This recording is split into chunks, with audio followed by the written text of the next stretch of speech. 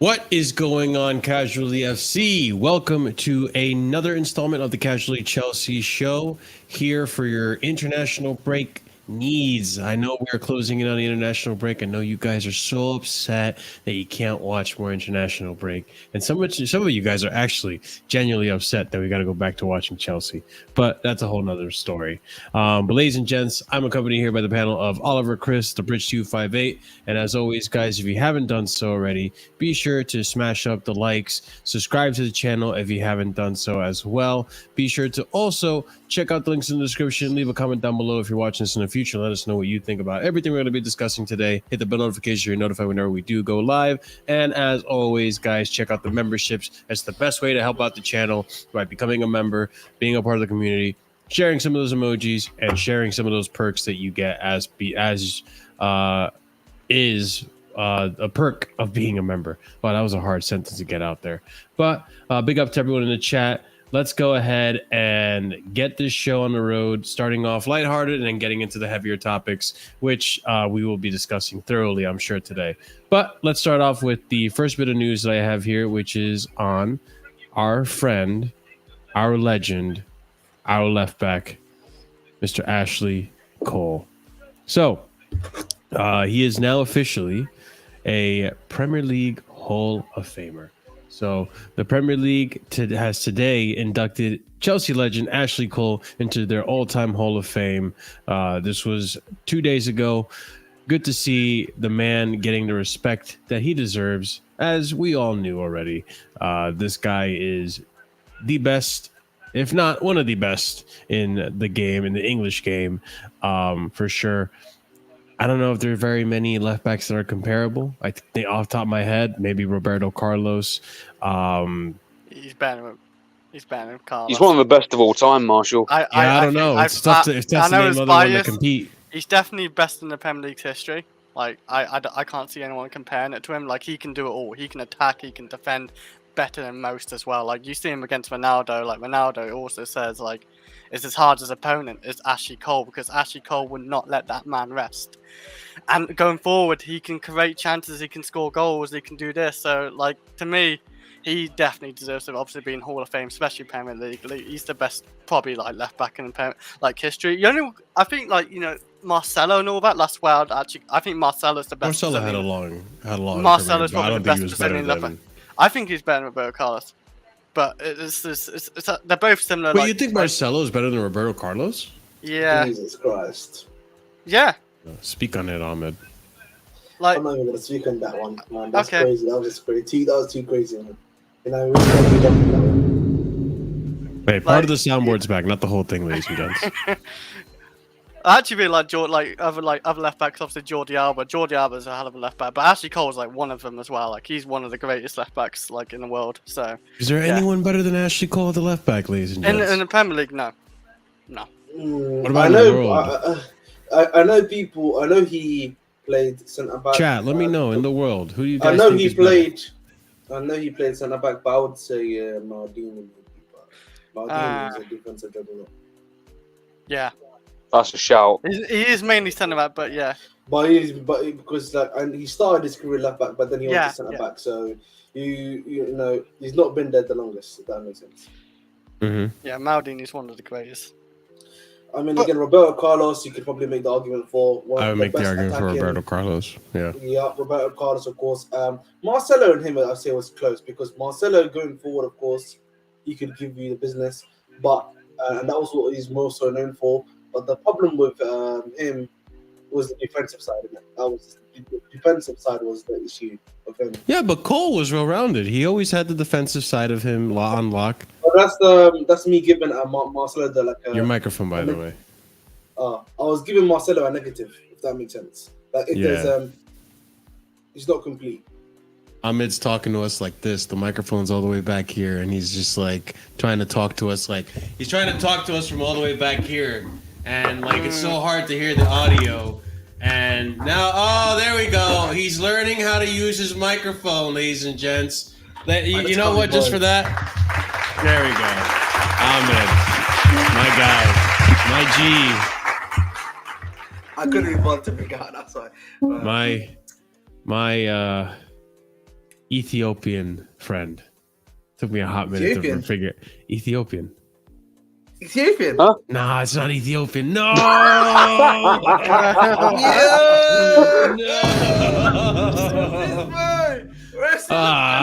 Oh my God. Yeah. Put Marshall in the sin bin, man. Him! Have some change. We don't have a sin bin yet. We don't have a sin bin yet. We don't have a sin bin yet. We don't have a sin We bin got yet. him, boys. Somali, thank you. Oh, you Bro, I thought it started with an E. Somali.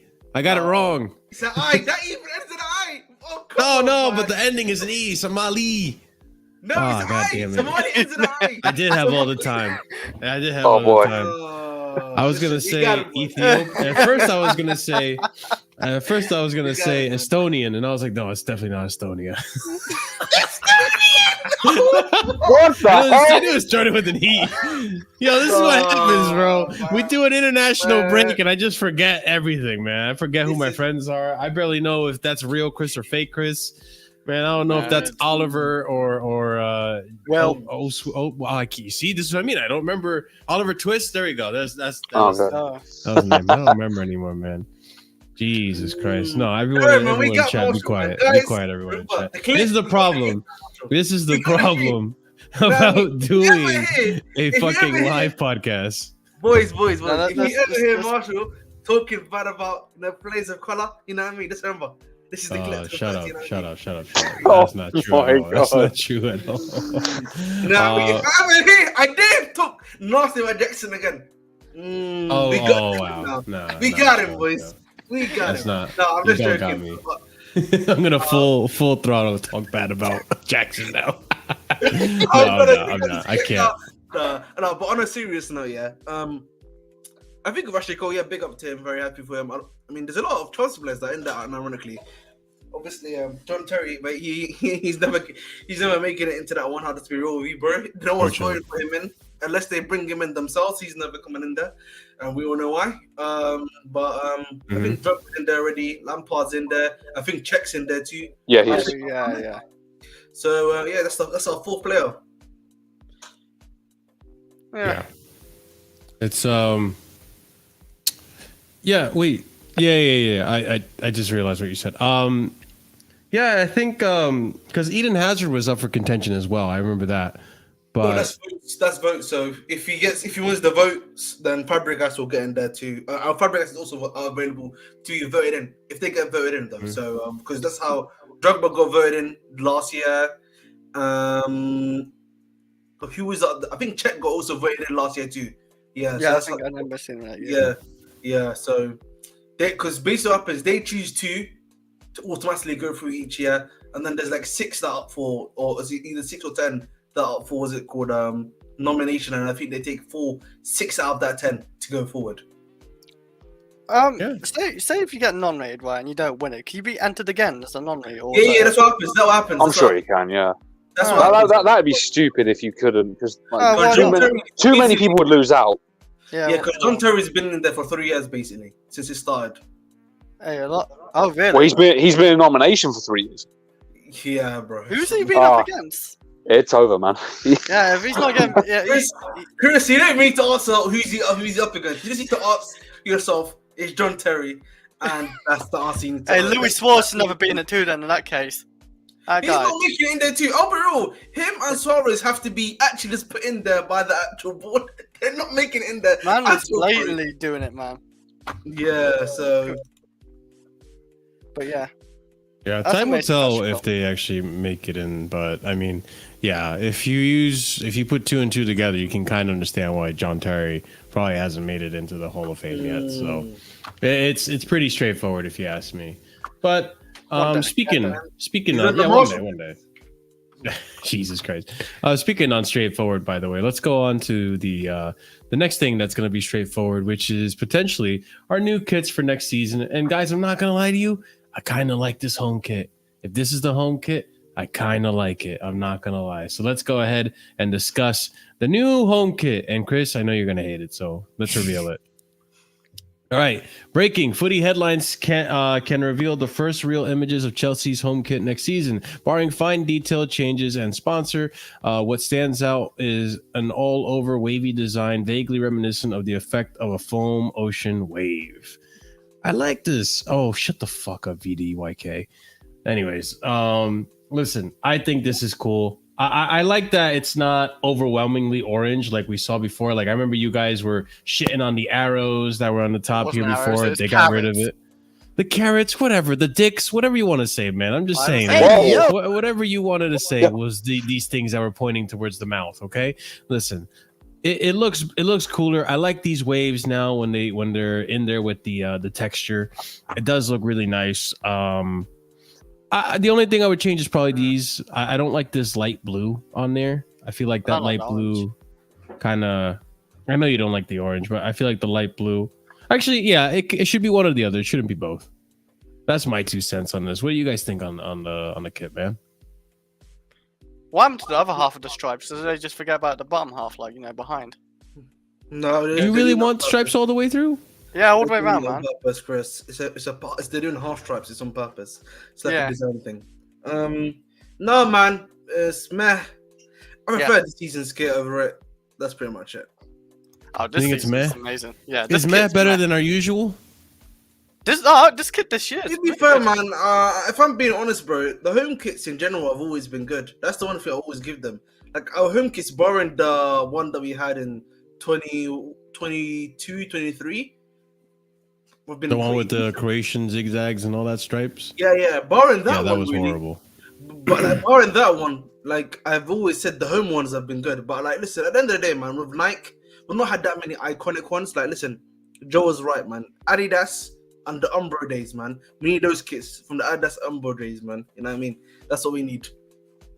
Yeah, but Adidas still makes some shit kits too, and Umbro. Like it's no. I'm sorry. It's up there with everyone. No, but like the thing with Adidas was, in that era we had like at least 2 out of 3. In this era, bro, it's really 1 out of 3. And like a lot of the times, bro, the crazy thing about this year with our Nike deal, it's usually our alternative kits are the best. So last year the cream kit. I do like the alternative kits, yeah. Yeah, the year before that we had what's the year before, guys? Help me out here. It was the third kit. Oh, the Dortmund kit. No, that was the away kit. No, that was the away kit. The third kit, the third one, which was it was the orange one with the orange trim, right? Yeah, that was really good. The turquoise, I like that one a lot. Yeah, you see it a lot. Yeah. And then obviously the year before that, I feel like the only good one was like the home one, which was just completely like light blue and a little bit of black around it over here. Like I've got it somewhere in there. I can't lie. I actually liked all of from that season. I liked all the kits, the home and away. I just didn't like the Crystal Palace kit, the third kit. The pink one was not too bad, bro. I'll be real, man. I didn't feel like it was that bad. I just didn't like it personally. I mean, I have memories of it. That's pretty much the best thing about that kit. The memories, like Giroud scoring the that 4-piece on Sevilla and all that. Just memories, really. Oh, you're talking about the Crystal Palace kit, right? Yeah. I missed that part. Sorry. I thought that kit was It does hold good memories, though, like you say. Yeah, that's pretty much all it has to me. But the home and away kit, I really like those. Like the baby blue away kit, that was neat. Yeah, I like that one. I like all of our kits this season, to be honest. My least favorite is the third kit, but I do like it. So I mean, I disagree. I feel like it's 6 one half, half a dozen the other. It's really all the same. I feel like even if we had Adidas, people would have been complaining about the kits. Like, Adidas, what's going on with Adidas, man? The quality's dropped, and they would have been asking for Nike. It's really not satisfying the fan base. I do think memories actually, come to think of it, memories probably do play a lot of a part into it, because I really like the kits when we won the UCL, but like you look at like last season, like I'm not really remembering too much. Even though that I thought the third kit last season was beautiful, but I just don't remember it enough because we were just losing all the time.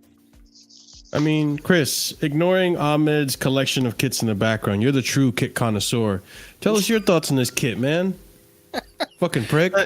Oh wow. Speak. No, like I actually agree with Ahmed. It's like it's not like bad actually. I wouldn't say it's a bad kit. Like it's like the one we saw earlier. If this is true, Come see, come start. but yeah, like the home kits are always the same. They're always blue. They're always the same. But like if you compared like this season's kit to that season's kit, this season's kit's a lot better. I think it's a lot better how it looks. But it's okay. It's okay, Marshall. There's not much to say about that blue kit. No, It's but not- let me ask you this, Chris. You think Ahmed's right with Nike and Adidas? You think that Nike's kits have been 1 out of 3, where when we had Adidas, it was like 2 out of 3, kind of like it was I more feel like successful than it was? Nike's a little bit worse than Adidas. Yeah, like I would say they're a little bit worse. Like on average, like you see better Adidas kits. I feel like if you compare all the kits and all that type of stuff. I'm normally preferring to the Adidas slightly. They're not that amazingly more better than Nike to me though. But yeah, they are a little bit better. I think I kind of agree with Ahmed again. Okay. This is the first time, like today, this is the first time I've seen that kit. Do you want to know what? I'll tell you the first thing that came into my mind when I saw that blue wavy design. The PS4 default menu background. That's the first thing that came to my mind. It looks exactly the same, man. Yeah, I see that. I like it. I think it's cool. I think it's a nice touch. I think I was worried because remember when we first talked about it, I was worried about that creamsicle look. And I was like, please don't make it a creamsicle. And then it wasn't. So I'm happy it's not. I wish I could go back and find it. Just give me black and gold kit, Chelsea. Give me black and Not gold. gonna That's all I happen, ask, Chris. man. I Give up on your, Why on your would hopes we? and Why would we dreams. get a black and gold kit? Like a lot of the time, not at a lot of the home. colours I that mean, we just use- away or No, red. but the thing is, even like a lot of the colors that we use, whether it be home or away, like they have to be some level of relationship with us. You know what I mean? Like, Yeah. why are we using those away colors? If that makes sense. That's why when we I have remember yellow our black kits- and blue kit. Remember that one? That kit was amazing. The squares. Oh, I love that one. We're probably gonna get a pink kit. That next was season. the yeah, Umbro black and blue one. Sensational. Yeah, I mean, time will tell. We'll see the final kit soon, I'm sure. But yeah, I think the kits are really awesome. Jordan kits are always amazing.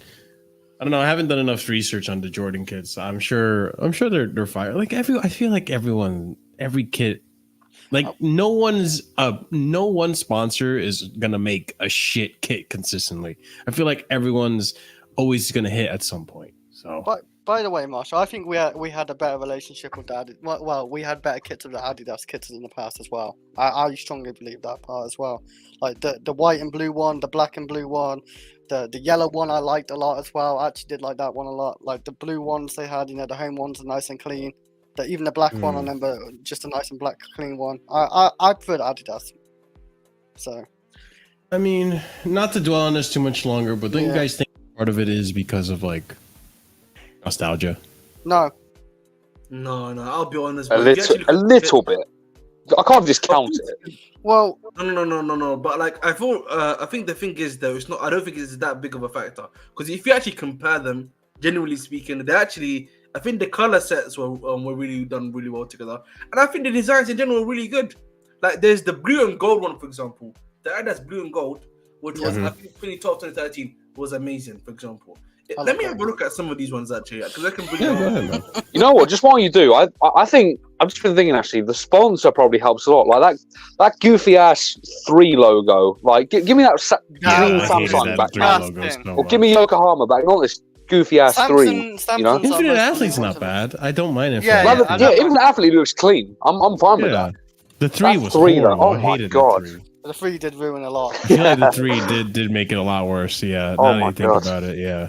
I really liked the black and blue squared one a lot as well. I forgot what year it was, but I remember buying it.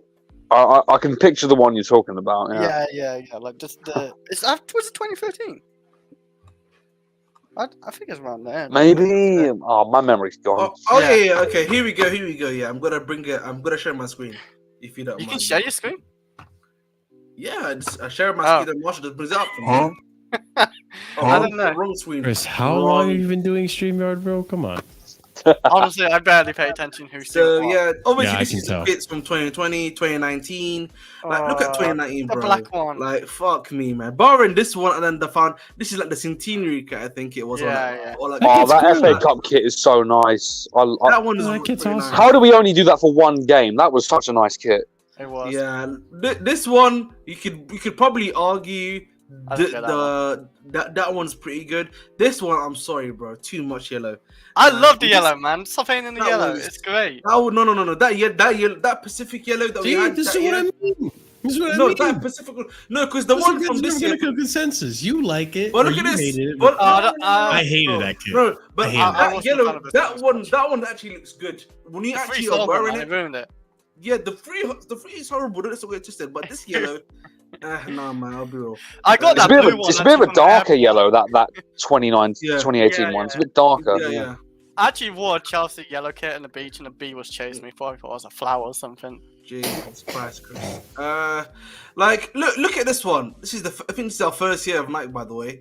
Yeah, they're nice and clean. I like them. Yeah, That one, for example, closed, man. We don't need to see ads. My apologies, boys. But like, look, this is the first ever one. I mean, meh, it's all right, man. It's decent, but like they did nothing. Yeah, it's on nice that and one, plain. literally. It's nice Yeah, and plain. ratings on these Literally. things. Huh? Probably. Didn't realize his website had ratings on these kits. But again, the memories though. That's the dreaded Conte second Oh, season wait a kit. minute, guys. Hold on now. I'm looking at the 2016-17 and 2017-18. I'm gonna bring them up now.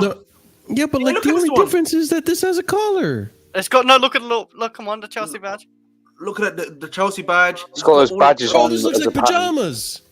This looks good, bro. it's If you good. looked at it in What? real time, bro. When we were playing, bro. Marshall's That a looks- nice that looks glazer, man. silly. That Marshall's looks a so nice silly. glazer.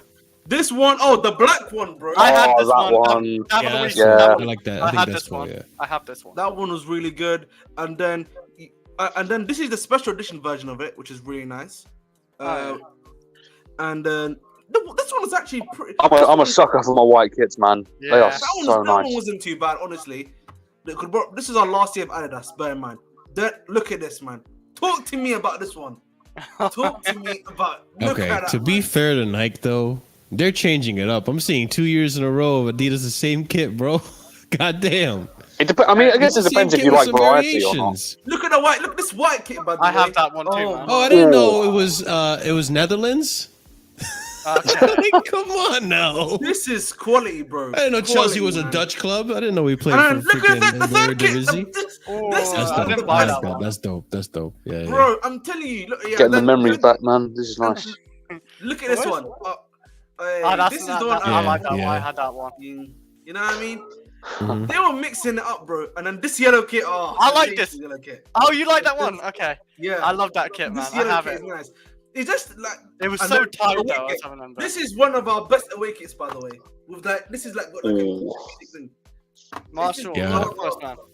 Yeah. I'm saying They don't the wait, second wait. kit this season, the away kit for this season is really good. It's up there, top 5 in And my then opinion. you look at this one. Look at that, bro. Quality. Yeah, but that's the legacy kit. You know what I mean? Like, you know, That's that's not the kit legacy everyone kit. knows. No. no, that's the 13th wing kit, bro. No, I'm saying that's the legacy kit. Like in the sense of like everyone knows that kit. It has to be blue, Samsung, and some Chelsea, Where's- some white on it. You know what I mean? That kit shouldn't vary too much. I had the training Right. kit version of it as well. And it looked so good. But this is arguably one of my favorite. Eden Hazard. The that elite one. one. I had it. This Yeah. is the one after you won Alright. the world champ. Hey, Hazard, Mata, Oscar. Oh my god, those are Yeah. the days. Yeah, we can That be here yellow all one, day. I So bought that yellow one. Look. As a kid, man. The Argentina. white one. The Yeah. white one like this. Almost. You know what I mean? Alright. And then Let's finally, wrap it I up. bought that Go- one. go to 2011. Wrap it up on 2011. Look at these goalkeepers. This is, Oh, wait. they had the. I had that Let's go. check. I had that green goalkeeper. That one, yeah, is actually amazing. I should by have bought the way. that one. Yo, let's not be. Yeah, man. But listen, we're gonna end it on that. You look at that. Tell me, Marshall. Yeah. Tell me, Nike is hooping like that. Only one kit I would say, yeah, they've done which hoops like that, big man. Yeah, Yeah, again, this that's what we season's had. kit. This season's kit, bro. Honestly, And That's then a nice Again, look the at, Yokohama one's not that bad. I think you guys are just overhating. look at this. Look at that, man. Sensational. Torres. If I Yeah. speak Yeah. Torres, Yeah, Torres. and, All right. Oh, And that's then my finally, that's Yeah, Chris's yeah, kit. yeah. That's the Chris's kit I kit. love. I know, man. Yeah, it's a cool I love the kit. squares. That's a cool kit, That's man. my voice. Yeah, Yeah. that's No, my- I mean, obviously, I feel like nostalgia does take, but there are some good, cool kits there. There are some cool kits, but in my opinion, there's a lot of repetitive kits. I'm not gonna lie. Obviously, the home kit's always gonna be, traditional. You got to keep it blue. You got to keep it simple. But hey, listen, I feel like with the Nike, I feel like it gets too much hate. Yes, I understand there are some shit kits out there with Nike, but I feel like it gets too much hate. I That's think not the problem merited. with Nike is, they came after Adidas, where the kits were really done well. Like, I feel like design-wise, color-wise, concept-wise, they're just much better, bro. Like, whereas I feel like with Nike, I don't feel like they've put in any effort. Does that make sense? It feels like I feel like they put in too much effort. No, man. Because I feel like the Adidas honestly, ones are kind of simple. No, because like I feel like not so much all of them. not so. I don't think Like so, the bro. square one wasn't simple. Like I feel That square like one's pretty simple. Like I feel like the kit design in concept is done really well because they understand how to do it and they're able to work around it. With Nike, it feels like bang, put the color on there. Let's see if you can add little. That's it, and understand. Like, that's all it is, bro. Well, that's They what I don't mean. over- It Adidas, seems they more don't overdo complex it. to me. They don't. Yeah, overdo that's it. what I mean, Chris. Yeah, like it feels like Adidas keep it straightforward to the point, and from time to time you'll get like the nice, make it look like clean. the square kit. You'll get the other kit as well with the bars coming from like. But I feel like with Nike, they try to make it like they work like they try to make it almost like they try to make the SB shoes with like the fancy colors and the splatter here and all this stuff. Like I think they do overcomplicate it sometimes.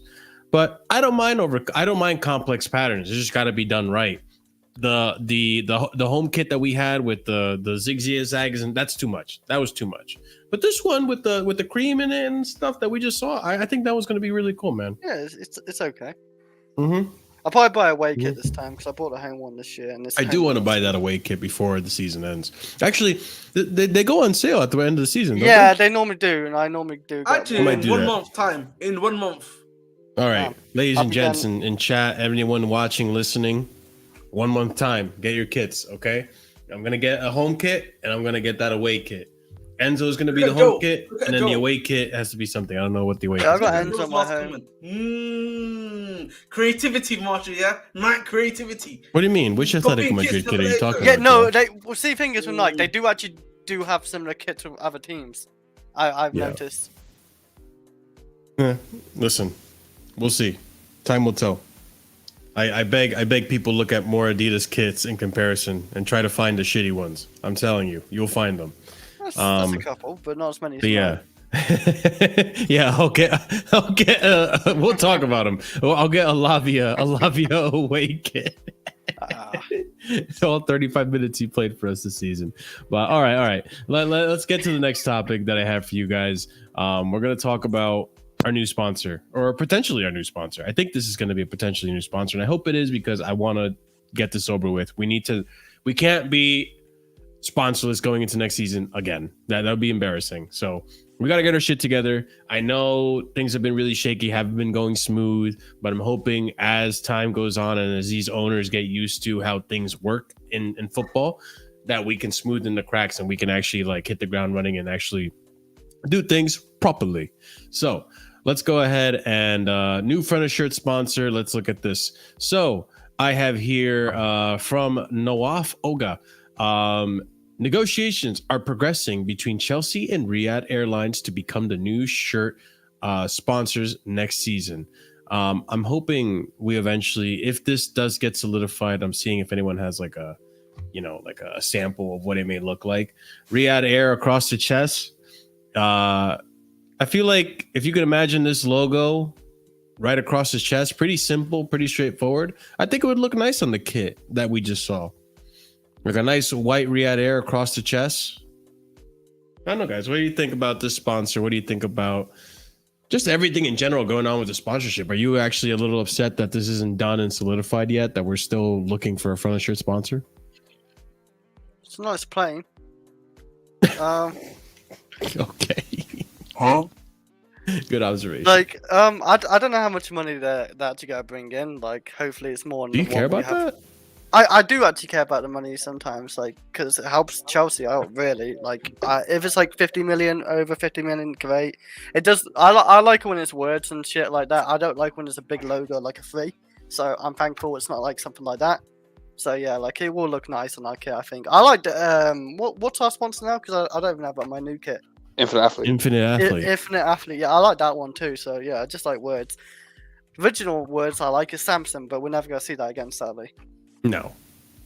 No.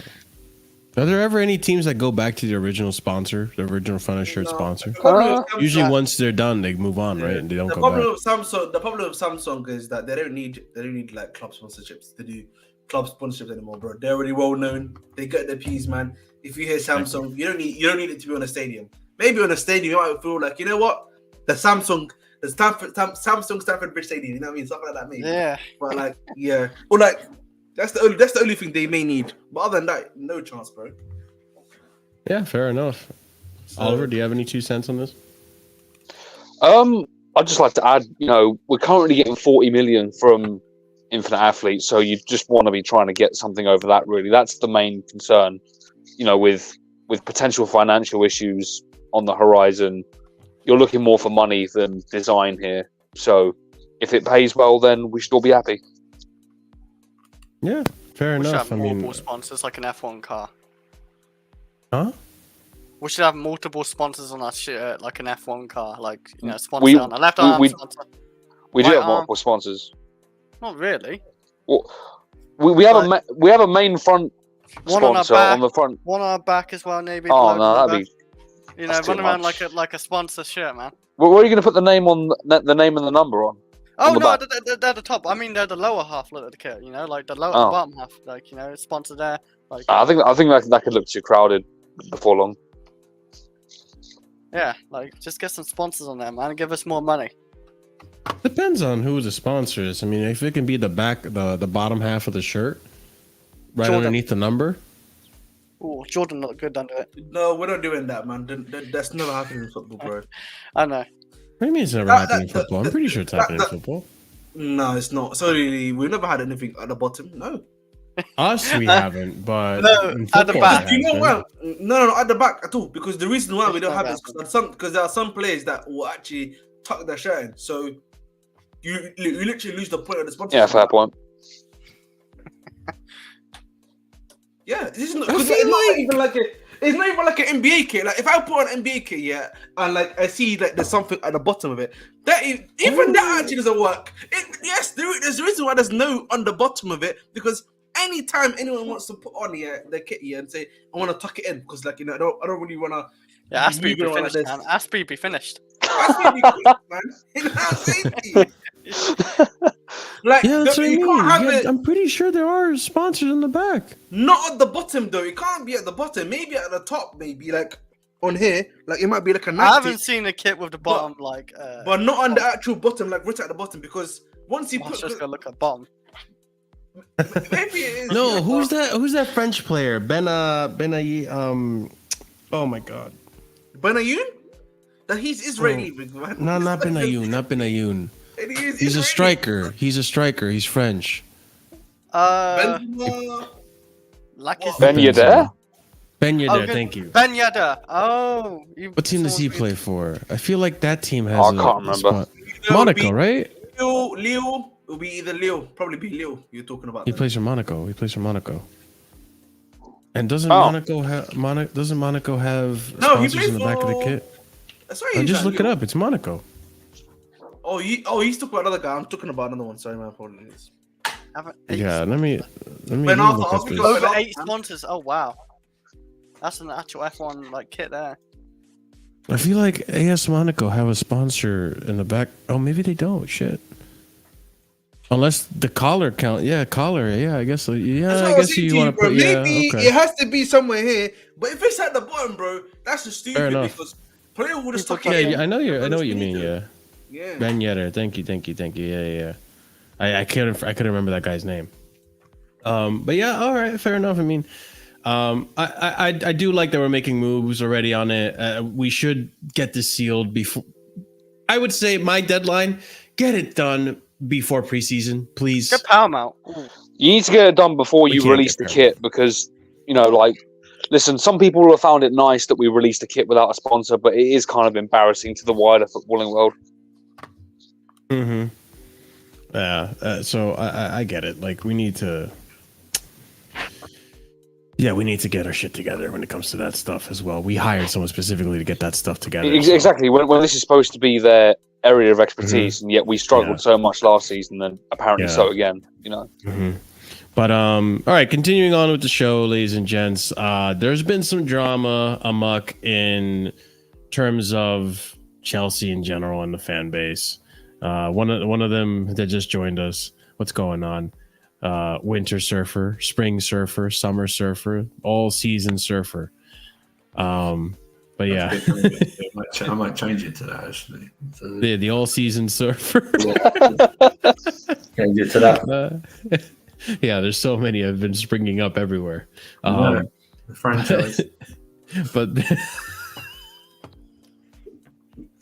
I don't know why I found that so funny. There's a franchise of surfers. Surfer, you know, Marshall's been exposed today, man, as a racist. Man. We exposed him. Oh today. yeah, of course. You What know, is I'm this shirt you're Estonian, wearing? I'm Estonian. You know what I mean? I'm Estonian now, so. Can I just say? It's only a matter of time. What do you mean? That's insane. All right. Before I get canceled, I missed the whole thing. There's so many things I'm missing. But let's talk about the fan drama that's been going on. So a little bit of an add-on from last Casually Chelsea show. We had all the drama between the Chelsea Supporters Trust, Chris Jurassic coming out with his statement in response. So as a continuation to that, we've had this. So, and again, take it with a grain of salt because I feel like Matt Law is really trying to fuel the fire here, just grasping at straws. But here we have Todd Bowley and Begdad Iqbali have directly asked the Chelsea Fan Advisory Board to help shape proposals for ticketing next season, which was a big part of what caused, not what caused, but a big part of the list of complaints that were stated by the Chelsea Supporters Trust. And then continuing on, the next two we have here is that Chelsea have urged the club's fans to pull in the same direction. Chelsea Fan Advisory Board has addressed chaos and division through attacks and campaigns, saying they don't recognize suggestions the fans are not being involved in the future of the club. I don't trust where he's quoting. Like, it seems like, what is the context to the quote of chaos and division through attacks and campaigns? Like, I feel, I don't know. That must be the sticker campaign or something like that. Maybe, I don't know. Or he could be talking about Strasbourg. But that's a quote, so that must mean it's come from the Chelsea Fan Advisory Board, wherever they've. Yeah. Because it's a quote. Yeah. I think that was on the response to the Chelsea Supporters Trust. The other day. I don't know because I didn't read either one because I don't care. So in terms of reading it all through, I think there was a quote from their response to that. I could be wrong. I haven't read it, so it could be that what he's picking up from. Whereas like the Chelsea Supporters Trust said something about covert protests, like stuff like that was picked up in like tweets when they released their statement. So it was like, it's just stuff from there essentially. It's sensationalized. You can tell it's quotes because obviously it's in the quotation marks there as well. So that's what they picked up from there. So it's just language that's going to make like with them right now, make us look and question it. So it's just stuff like that. Exactly. It's done its job. Yeah, obviously. Okay. Assuming this is genuine, right? How do you guys feel about this, I guess, response of trying to pull in the same direction? Which, if I had to answer my own question there, I would say, like, to a certain extent, I understand we make more progress when we're trying to root towards the same objective.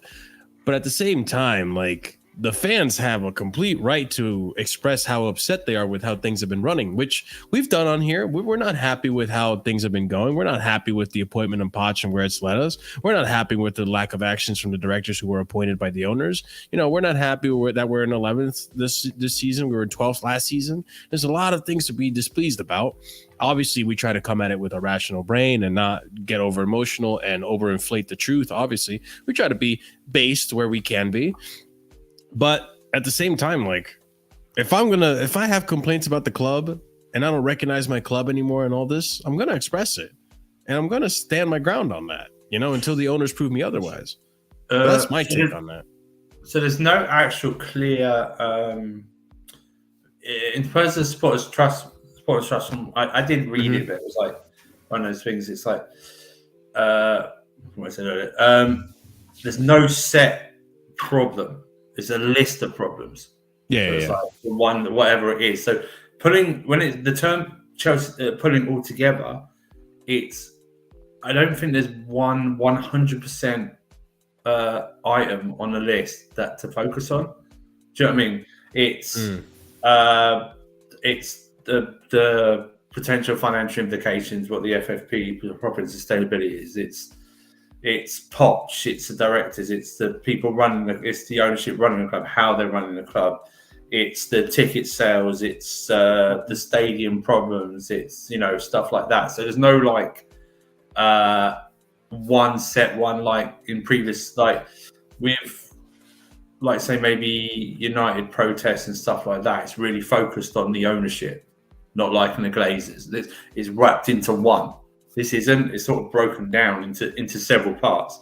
So when they say putting it together in one area or one way, I don't see how that's happening, because if you picked up like 100 supporters, I don't think you'd get even like 95% saying the same thing. I think you get a big chunk saying how the club is run overall, and maybe that's what you put it into. Maybe you put it into a whole thing, but can you get an entire fan base to look at the club run overall instead of breaking it down and someone going, well, actually, I'm okay at the moment, but it's just the ticket prices. Or I'm okay at the moment, but we need a bigger stadium and stuff like that. So it's very, on both sides, it will be very like if you say the ownership against the fans or the fan advisory board against the Chelsea Supporters Trust. There might become a way where they will focus on one thing at a time or only focus on one thing. Yeah. Like, I think, for instance, if I'm being honest, I think most of the fans would be focused on, a big chunk would be focused on ticket sales over like who the manager is and stuff like that. Do you know what I mean? That would take precedent over, and then maybe how the club is run. So it would be something like that. I agree. Just quickly to reply, there's like a point, like how can you pull in one direction when you don't know the direction the club's been taken? But the thing is, like, there's usually like a root of all evil. Like, what is like the main factor that is causing everything else to occur, right? And usually, once you find that, that's where you at least can pull everything towards. There's obviously like a list of like stuff you want to get sorted. You present that problem to the ownership as like one single thing, and then you attack it one by one. Some things can actually be grouped together, I would say, like the pricing and the way the club is run, like financially, that can be like it's almost its own entire thing, like in the stadium stuff, right? And then there's the football inside, which can be its own separate thing. So it's almost like two things with some subsets within it. Yeah. Oliver, Chris, you guys have any thoughts on what's been going on with this whole Chelsea Supporter Trust and why the fan base is so upset with everything? I'm fine with people complaining. Like, I think it's tone deaf to say that people shouldn't complain. I have problems with some of the things people say, but at the end of the day, sentiment being down is absolutely fine, and no one should tell you otherwise. We're 11th in March. We have a manager that's just injuring all of our players, so you know it's not on really, and I'm fine with it. If we can all pull in the same direction, then let's do it. But it's easier said than done. I was gonna say I can understand people complaining because literally we're like 11th, 10th, 12th, and they're charging us more next season. So we want to be winning at least. If we're gonna be paying a lot of money to, if they're paying a lot of money, to go into the stadium and watch their team.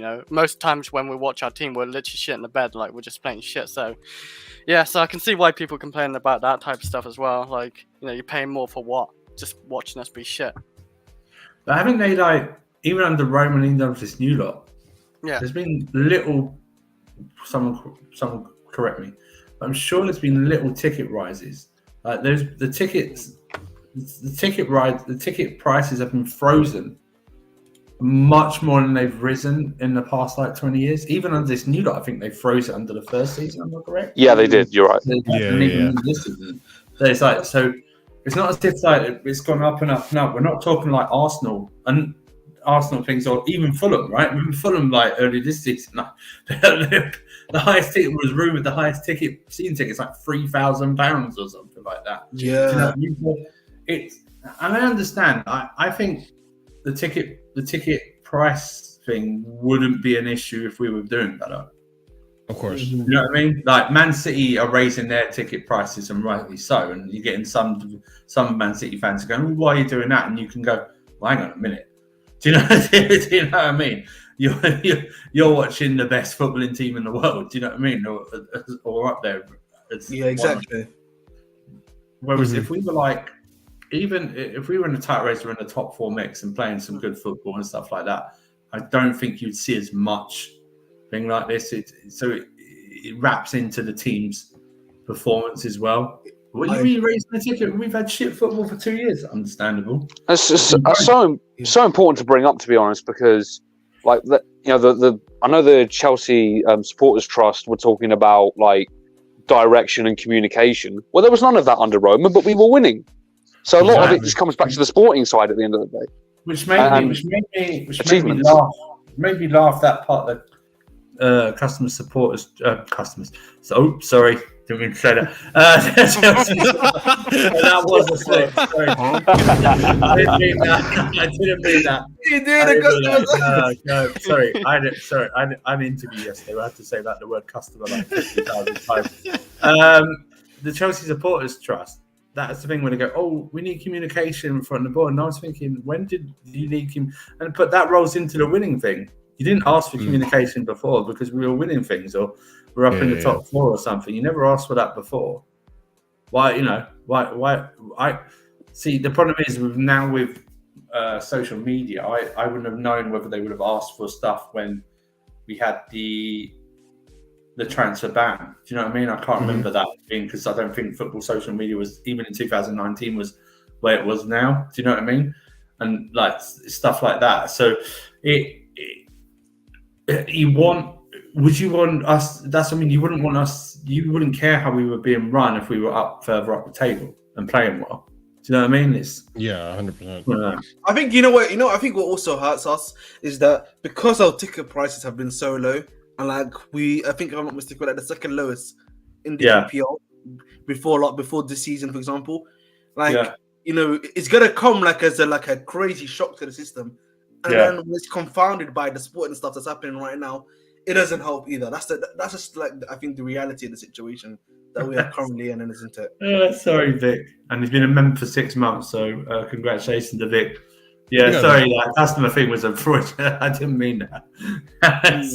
It's okay, man. I literally had an interview yesterday. That was aware. I also wanted to add here on just the again, if you're winning, if we do, again, this is a big F, knowing how topsy-turvy this club is, if we do get some form of European football somehow by God's will, and it's European League football ideally over you can't even factor those prices in at the moment. Those are extra prices that people have to pay. But that's what I'm saying to you. Once that happens, then you've got European football. Once you've got that, now you've got European football. So the club can at least come back to be said, but look, we've got European football now. We're going to different European clubs coming to us, so we should have the right to increase prices. But at the end of the day, I just think for me, fundamentally speaking, we just need to win. If you win on the pitch, a lot of the stuff here will just be minutia on the side, whether whether you want to admit or not. Yeah, I agree. I just think again. I think it's the timing. It's all wrong.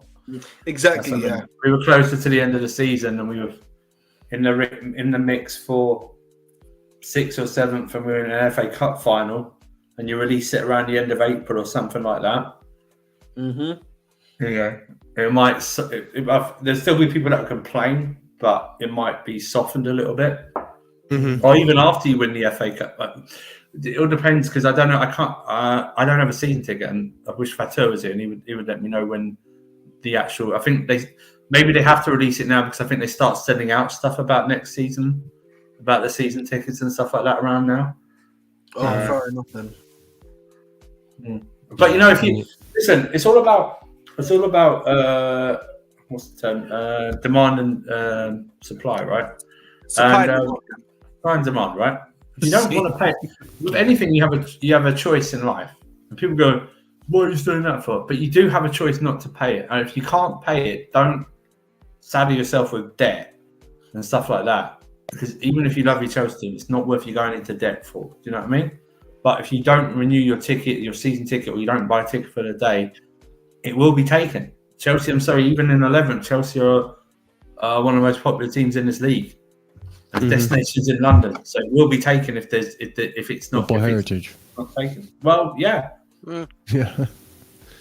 I mean, despite what people think, we are still part of the Big Six. I know we haven't been up there in the past 2 seasons, but we're still part of the Big Six. Right? We won many trophies. We have a history. Start getting there, though, man. What we forgotten about? We need to make new history. Yeah. Yeah. But hopefully good. On the topic of history, I think we have some bad history that's come up, and we do need to discuss, because it seems concerning. I don't think anything is going to come of it, but if something were to come of it, I don't think it's going to look good for Chelsea. That being said, we have to talk about what's been happening during the international break, which is the legal issues that have sprung up, and something that has involved Marina and the transfers. I think this all stems from that Willian and Eto'o transfer that was made some time ago. And let's see what new details have come out on this. So from Rob Davies and Jacob Steinberg here, Marina Granovskaya is facing questions about what she knew of secret payments made under the club's former owner, Roman Abramovich, amid an ongoing investigation into alleged breaches of football spending rules. Continuing forward, documents have revealed that Marina was copied in on payments made to agents and advisors from offshore companies owned by Roman Abramovich. She also appears to have received at least $7.5 million in loans from Mr. Abramovich to buy a house, with the debt later being written off.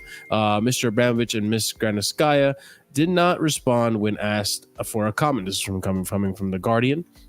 And then to finish it off here, Chelsea face penalties including a points deduction or expulsion from Premier League if they are found guilty of breaching spending rules under the Abramovich ownership. Now, my 2 cents on this is all stupid. This is like the Premier League, or just whoever England or whoever, really trying to spearhead anything they can to muddy the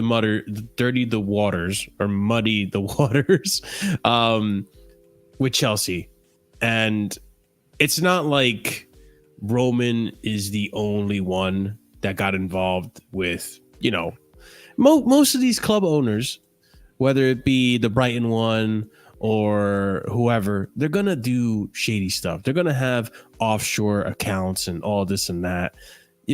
This stuff is kind of what billionaires and millionaires do. So again, I feel like I wouldn't be surprised if even our ownership does it. I think our ownership has done some shady stuff too that we haven't heard about, and it's going to be revealed later on. But like, again, I feel like, during international break, I feel like we're really grasping at straws here. But I mean, whoever wants to go. That previous statement about him giving her a loan is just I don't know why they put it in there. That's what I mean. Like, it's a gift. It's a gift. She's worked for him for like over 20 years. or something like Yeah. that. It was, Probably she was like friends, she was literally probably first they assistant. secretary and built up and stuff like that. So that doesn't mean anything. Also, imagine she actually turned up. Oh, can you tell me about this payments? I don't know the payments. End of story. Stuff like that. How are you supposed to? You can't do anything else, right? Mm-hmm. And furthermore, that's if you can get them to comply. I don't see. Yeah, that's what I was going to say. I don't think she's. Roman's not needs to allowed show in the up. country. Roman's not allowed in the country. Mhm. He's extremely loyal to Roman Abramovich. She's not going to dob him in and stuff like that. It's not like a criminal case where she's facing jail or something like that. So it's like, I don't know how. But then how do you build off trying to? Even if we are charged, by the way, Chelsea haven't been charged with anything yet. But if they get to the start of charging and they try and call her in, how if she says no, that's end of story, right? Then how are you supposed to build a case? Because then you're just guessing So like that. So there's no precedent for guessing. So if you can't 100% determine what these payments are for, and you can't link them, and you're having to ask people who work there what these payments for because you can't link them, and those people aren't coming forth with any information, then how do you determine what these for? It's guesswork. So you leave yourself open for punishing a club over guesswork if you can't prove it what the payments were for. Therefore, you leave yourself open legally. This could take. You leave yourself going into more legal route with Chelsea. Do you know what I mean? Now, I think that listen.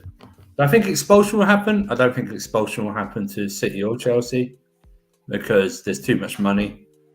We are two of the clubs' reason that this Premier League gets the billions it does each year.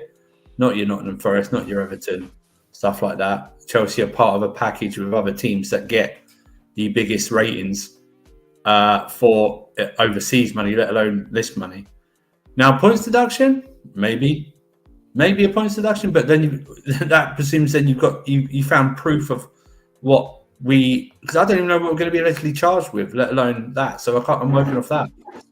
My thing would be this: I think there's a slight possibility the ending of something like a huge fine, which they've already put money aside for if you're given reports from Chelsea insiders, and maybe a transfer ban, maybe even 2 transfer bans, like 2 summers worth of transfer bans. Mm-hmm. Than that, but then again, if you can't prove what these payments are for, and you're having to ask people who aren't coming forward for the information, then how do you then produce a fair outcome? Because Chelsea can come back and go, "How did you get that outcome?" Do you know what I mean? And then you set yourself up for the Premier League with these 2 things. By the way, Man City have been charged. So they're going to have to set precedent. We haven't been charged. Okay? So we're basing this off a proxy that we're going to be charged, right? We have been charged. I don't know what we're going to be charged with. But looking at what's been brought up in that Guardian stuff like that, okay, you can question the payments. But if you don't fundamentally 100% know what those payments were for and you haven't got it confirmed by anyone, and then you're asking a previous owner who you and the government conspired with to kick out and don't allow in the country anymore, and then try and then get their closest ally to dob them in and Chelsea in, but they're not responding. How do you come out with a fair outcome of anything? Do you know what I mean? Mm-hmm. You just don't. I always gotta say, so I think for me, they already know, if I'm not mistaken, from like a previous report that was actually done, that was actually pretty comprehensive, that there's a number of transfers they've already had from the previous era that were given to them by the club when they opened their books, that these are the ones that are essentially suspicious. And I think specifically there was one for Willian, there was one for Hazard, there was a couple of more in the 2015 and 2017 period. It was one for Christensen as well. It was one for Christensen as well. Christian, It's for his dad, yeah. Yeah, so it's in a similar period to Hazard, essentially. So they're clearly looking at those, and then they've apparently seen that essentially money has been transferred to the agents via one of Roman Abramovich's shell companies. Now, that stuff is like what they're looking at when it's the historic Roman Abramovich stuff, essentially. Like, we've been paying agents. That can only lead to essentially transfer bans and fines. So that's from what I know, at the very least. Now, the stuff of Marina that I'm confused about is that she's obviously going to report an. So the stuff of Marina is to do with an agent, right? But the issue with the Marina stuff here is that if she has to open up her finances and then they find links to Chelsea doing other stuff, that's where the issue I think therein lies essentially. But the problem is that is a private case. It's not a public case. So that should be private.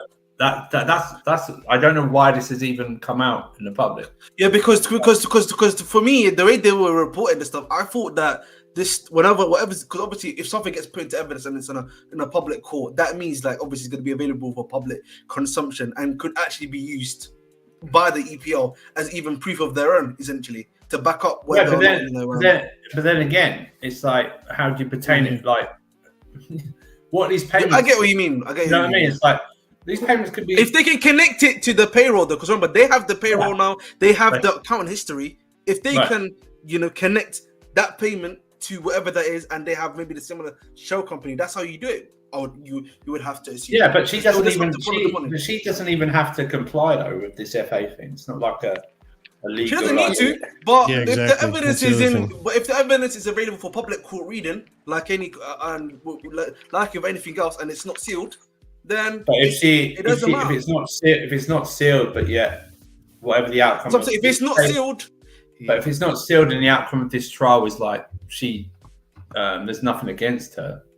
Do you know what I mean? But like in terms of like she can say what these payments are for, then they still could, and it's nothing to do with like whatever we're being so-called being linked to and going to be charged with. That's completely pointless. Again, for me, regardless of this, I do think that whatever's going to happen with Marina, it will be interesting to see. I would be of course not lying. I would be lying if I said I wasn't a bit worried about what's going on there, and hopefully we see what happens at the end of the day.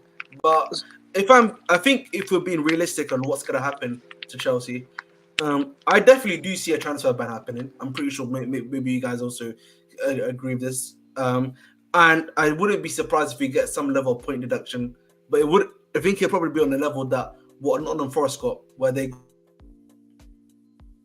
that 6 point deduction essentially. Wait, what'd you say after Nottingham Forest? It wouldn't be like that big. It wouldn't. Nottingham Forest got like a 6 point deduction for like what happened for breaching FFP. It wouldn't surprise me if they gave us a transfer ban, a 6 point deduction, and then a heavy fine on top of that to pay. That for me seems like the most likely scenario because it's historic. Again, we can't be going that back in time for us, particularly when we have a completely different ownership after what's happened. For them to do what they need to do, if that makes sense. Right, and it's determined that comes up with if we got anything sporting from it in terms of like the Eto'o one. He was only here one season. You know what I mean? The only one you could argue is like Hazard and Christensen, like from Marina, and William. That's it. That's the only three players you can argue. Yeah, but it's like, I don't know. Then I hope that. Yeah, that's the thing.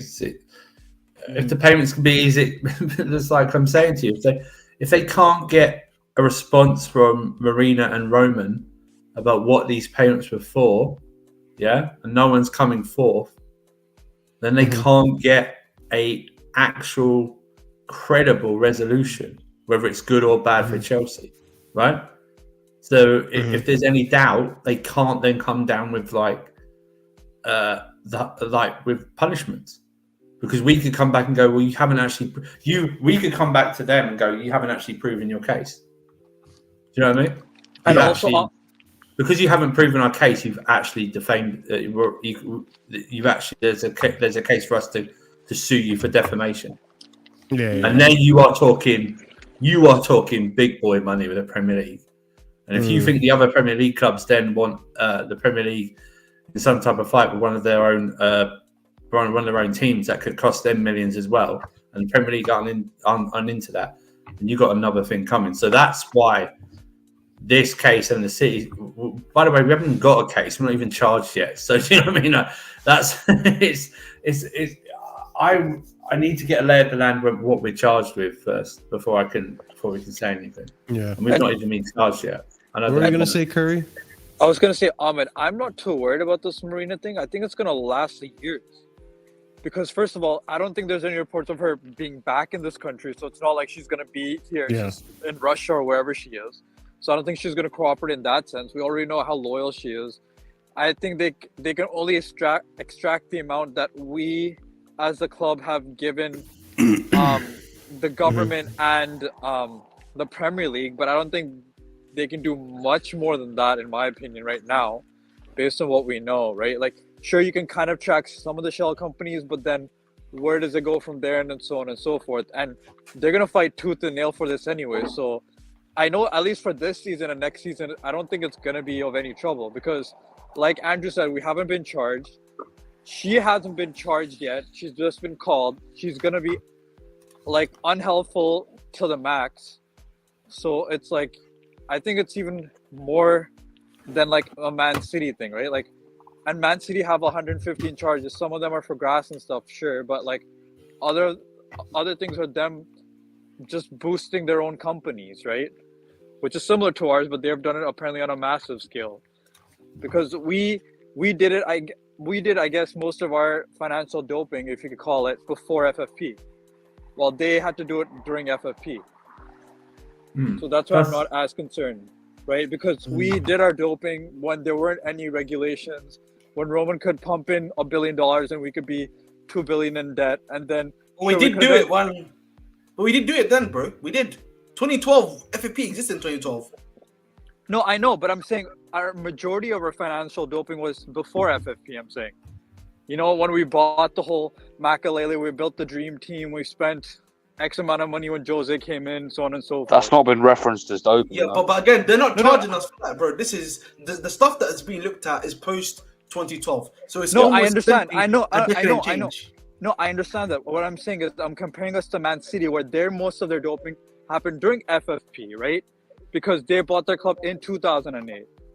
So they would, if anything else, and they're the ones who are charged. So the easier ones for the Premier League to go after are the ones who majority of the time have been under FFP, who are the ones who are already charged, compared to one where they have to wait for a criminal court case in a sense, see the documents, and then see how that goes. And most of our financial doping, not all of it, like I said, has happened pre-FFP, right? 2003 onwards. Yes, we did some with Hazard and some other things, but it's not as bad as Man City's, right? That's what I'm saying. It's like a Man City would be the easier target for them currently. I mean, again, we need to see what, if there are any charges, we need to see what they are before we can come to conclusions like that on what is better or worse, or more severe and less severe. And plus, how does the Premier League prove their breaches of FFP? Yeah, if they're having to ask they ask Marina what this is for and stuff like that, and she comes up with a reason that they can't dispute, then it's not a breach of FFP, right? Yeah. In terms of also think the financial irregularities, they come up with stuff that they can't, because we're talking nearly a decade ago, right? So they come up with the thing that they can't, that the Premier League has to prove, right? Then there's no way they can, and they can't prove they can't prove out a reasonable doubt the answer they've been given is crap. Then that falls into it as well. So I know they don't need witnesses. I know they don't need witnesses for answers to charge, but before they get their ducks in a row to charge, they have to make sure they can charge us with this. That it's not have evidence. They have to have evidence and dispute what they've been told, basing it to be FFP breaches. So Francis, I just had a question. Sorry, go ahead. Just quickly before you go, Corey, Francis. So just to your question, so they may have noticed a financial irregularity, right? As you're saying, with obviously some of the cases you've spoken about, but they need to then look for the evidence as to where that money has gone, because that's why they're actually looking and tracking where has this money gone to, why has it gone to this agent for, essentially, and then. Once that's done and they've got that evidence, they can then say it's a financial breach. Here's the evidence to prove it, and this is what we are charging you with, essentially, and that's the penalty. So that's what's happening. So your point on that, obviously, there's been inconsistencies is correct, but they then need to provide the evidence to prove the inconsistencies. Well, they obviously do, Francis, or would have been charged by now. So they obviously do need that. They literally would. They're literally looking for the evidence to to essentially. Yeah, he understands what we're saying. money's I'm gone. just saying that Yeah. they have to get this so right. They have to get this so right. It's the same with the City thing. That's why that. Although I think that's a totally different thing. City have been accused of fraud, essentially.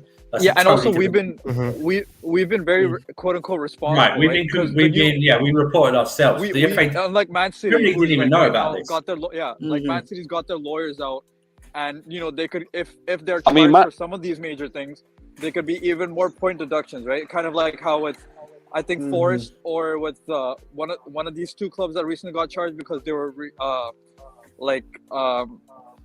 not as open with it compared to Nottingham Forest, who were open, so that's why there's a 4-point deduction compared to Everton, who had a 10-point deduction initially, right? Because they weren't open or forthwith with what information was open. So that would be the same case with Man City because they lawyered up the second those charges happened, right? With us, we self-reported with the new ownership.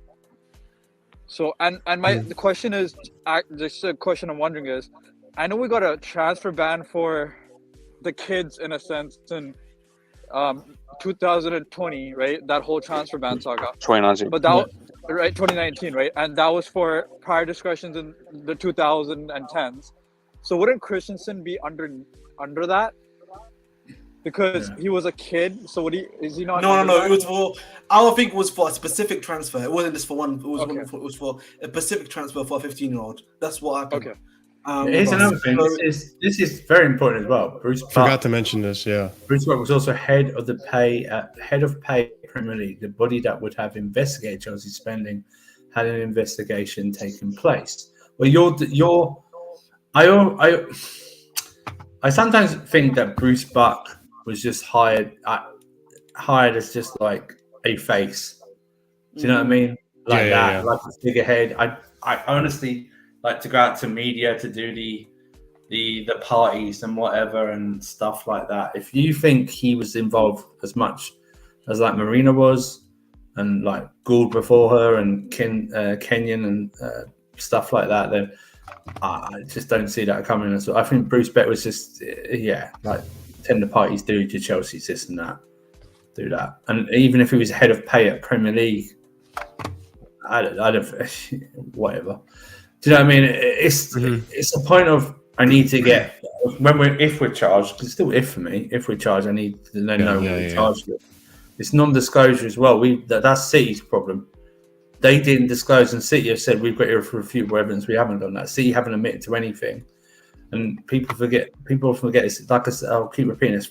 City have been accused of fraud, which is a totally different thing than what like the rest of the clubs have been. Like the rest of the clubs, it's finances. Now, just finances, with in terms of like spending and stuff like that. Theirs is like basically saying made-up companies have been sponsoring you. Essentially, is one of them. Do you know what I mean? And stuff like that. So and reported of their profits and stuff like that. With this, and don't rise to Lucky Sing's thing. And he's just a Chelsea hater in the chat. We know that. So it's a point of it's just a point of trying. They have to be so careful, the Premier League, with this, because they can't lead themselves out that either City or Chelsea or both get off with these charges, because they lead themselves open to defamation cases, because essentially you're accusing both of cheating, right? You're accusing Chelsea and being fraud. City's case especially, you're accusing them of fraud. So the defamation case for that would be absolutely huge. So and the also, Premier League have to get this right, spot on, and probably that's why it's taking time. And there's also like the fact that these guys can go to the court of arbitration of sport, and they've shown they don't really uphold the stuff that you guys bring up for the majority of the time anyway. I don't know though if the arbitration of sport applies in the Premier League ruling. No, that would be European rulings. That's European rulings. That's why City So won. when Everton appealed their thing and it got reduced, that's so who did they go to? They appealed that to the Premier League panel. This is what I mentioned a bit earlier, and I'm not going to be on for long. I just wanted to come on to talk about this. I mentioned it earlier. It doesn't. At the end of the day, it does not matter what the Premier League or the FA say, because they're not the ones that speak to Chelsea. They're not, or Man City. They're not the ones that make the decision.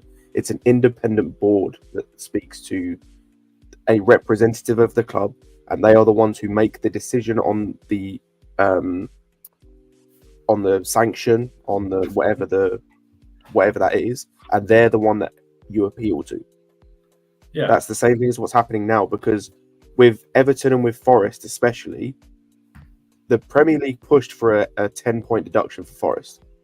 They pushed for a 10-point deduction, and once the independent board spoke to them, they decided that a 4+2 was best. And even then, with their appeal that's currently gone at the moment, they may get nothing, depending on how that independent board view everything. Also, by the way, I don't think people understand the City thing fully. What they're getting charged with, what a lot of their charges are to do with, it isn't the fact that they haven't disclosed stuff. It's the fact they disclose stuff that doesn't add up. Some of their charges are them fudging match day revenue, supposedly. Is them, because that's how it works, obviously. It's obviously the whole point of FFP, you can spend what you make, and they have made, according to their books, again, according to these charges, they have made more money than they should have done from their match day revenue. So it's not about what they haven't disclosed, because they disclose stuff. It's the fact that what they've disclosed, the numbers don't add up. No, and also it's like, I understand, Francis, in terms of like, it wasn't disclosed at the time, but how do you factor that? It's fascinating how if you get charged with non-disclosure of those payments, like back in like 2012, 2013, how that adds up to a punishment in 2024 or 25, whenever that is. Do you know what I mean? How do you rationalize that if you can prove, like, if it goes to a point where it does get to the point of, okay, now you need to charge Chelsea, how do you rationalize that in 2024? Do you know what I mean? How does the crime? Yeah, that's the interesting part. Listen, we're not talking about brutal, violent murders and stuff like that. How do you proportion a non-disclosure of these payments in 2013, 2012 to a club in 2024? I know it's under new ownership and stuff like that. Yeah, how new ownership is a good problem too. How do you proportion a fair punishment? Because we're talking about like, in terms of the Eto'o one, he was like here for one season, right? I think he scored like 12 league goals and stuff like that. We didn't win anything that season. He was here and stuff like that.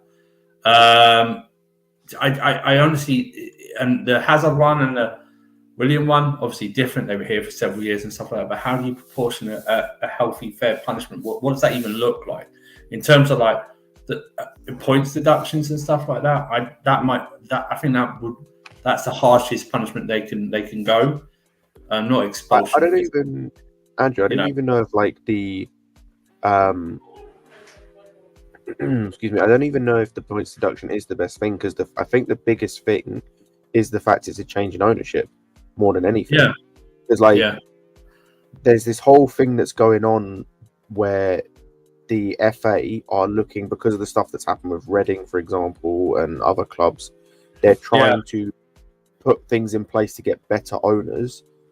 But when you've got owners of a football club that have just come in, that regardless of what we think of them as fans, from a perspective of looking at the FA, these guys have come in and done nothing wrong. And if anything, they've highlighted irregularities and basically whistleblown on the previous ownership group. Yeah. Like, that's the type of guys you want. So now if you're going to go punish them for mistakes and things that were done under the previous ownership group, I think that you put yourself into a corner and potentially paint a very bad image for yourself, where it's like, cool, but what's the incentive for me as an owner to take over from a certain, like, say I go and take over from a Reading, their finances are going to be in the bin. So there's a good chance that we're going to get punished as a club because financially we're in the bin because of a previous ownership group. So why am I buying that club? Francis, Everton haven't changed ownership. No, they haven't changed ownership. Bashiri's still there, so they haven't changed ownership whatsoever, Francis. Bashiri's still there. They're going to, apparently, with this 7-7 group, but they haven't actually officially changed ownership yet. Yeah. So the it's still 7-7 it's group still might the, not even buy it, might not be able to buy it. By the way, that new owner right, might yeah, be- exactly. But what I'm saying is that he said that Everton changed ownership, but we're still charged this season. So I don't know. No, they haven't changed ownership, Francis. If you're an Everton fan, you should know they haven't changed ownership. Yeah, they haven't changed it. The only thing that changed with Everton was that Usmanov left due to the Russia and Ukraine situation. I think he got sanctioned. No, Francis. Sorry, Francis. They were going to, and then they saw. I think they loaned. It's really weird. I think they loaned Everton money, but they're not actually. That's a funny thing. I need to. They loaned money for the stadium. They loaned money for the stadium. They loaned them something, but they're not in charge or in the process of buying it. But then the reason for delaying the change of ownership is due to the fact of the finances and stuff and what they were going to be charged with. So that's the delay in the change of ownership. So, you're a Chelsea fan. Sorry, you made it sound like you were an Everton fan. You said, and also the 777 group. Also, they're not apparently the Premier League don't think they're financially solid. Right, exactly. Yeah. So, but it's like I understand. It's like what Scott's heard about you're charging the new ownership and stuff like that, and I always think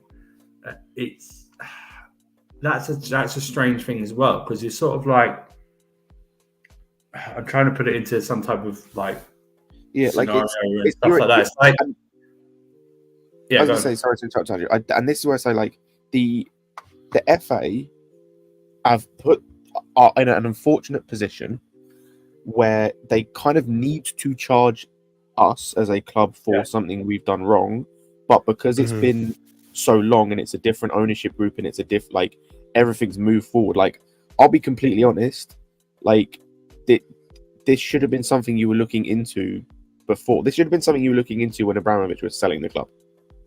Yeah. Like, the fact that it wasn't and it's being brought up now, the only reason it's being brought up now is because of what the current ownership group have done in terms of the whistleblowing and whatnot. And the reason they've done that is to try and be as compliant as possible to this, so this type of stuff doesn't happen.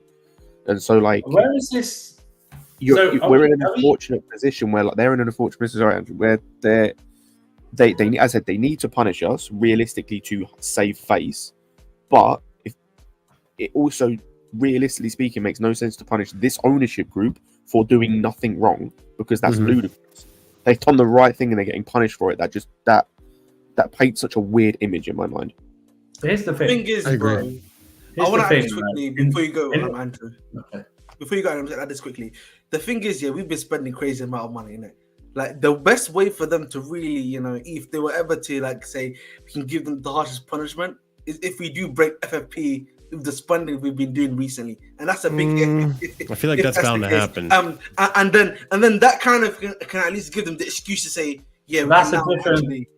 But that's a different thing. No, but I'm saying to you though, even if they fail that one, they can at least be a catalyst. Yes, it can be a catalyst for that. But we're talking about two. I think we're talking about. This is a different investigation in profit sustainability. The P stuff, the profit sustainability stuff. I find it odd that a club that was sanctioned in 2022 that had to be sold. That at the time we were told that everything needs to be looked into before it's sold for so many billions that neither a government or the Premier League itself saw this. And maybe the owners did, and they still bought it. Do you know what I mean? But they thought, let's do this first before we report ourselves and stuff like that. But then I don't know how it was missed by everyone, or whether it was missed by everyone. I mean, it just proves to me that the government didn't do. Why am I surprised? The government didn't do its due diligence looking into this and go, well, this is why people push for football regulators and stuff. The Premier League don't really care until something's brought up to them. Let's be honest like this. Yeah, they don't really care. Stuff like this. All this bullshit about being run properly, yet you celebrating all these billions of pounds in deals and stuff like that. You don't care as well. You just need to make your money and stuff like that. It's just a weird thing. I think France is right. I think there might be the harshest punishment won't be relegation is not going to happen. No, for either club. Premier League can't afford that whatsoever, because with their new financial rules or something, there's not going to be another 2 clubs who can spend money like that to make it a top 6, because they do it as a top 6 now. Transfer ban will probably maybe come in, and maybe a points deduction, definitely be a fine if we're found guilty. We're not even being charged.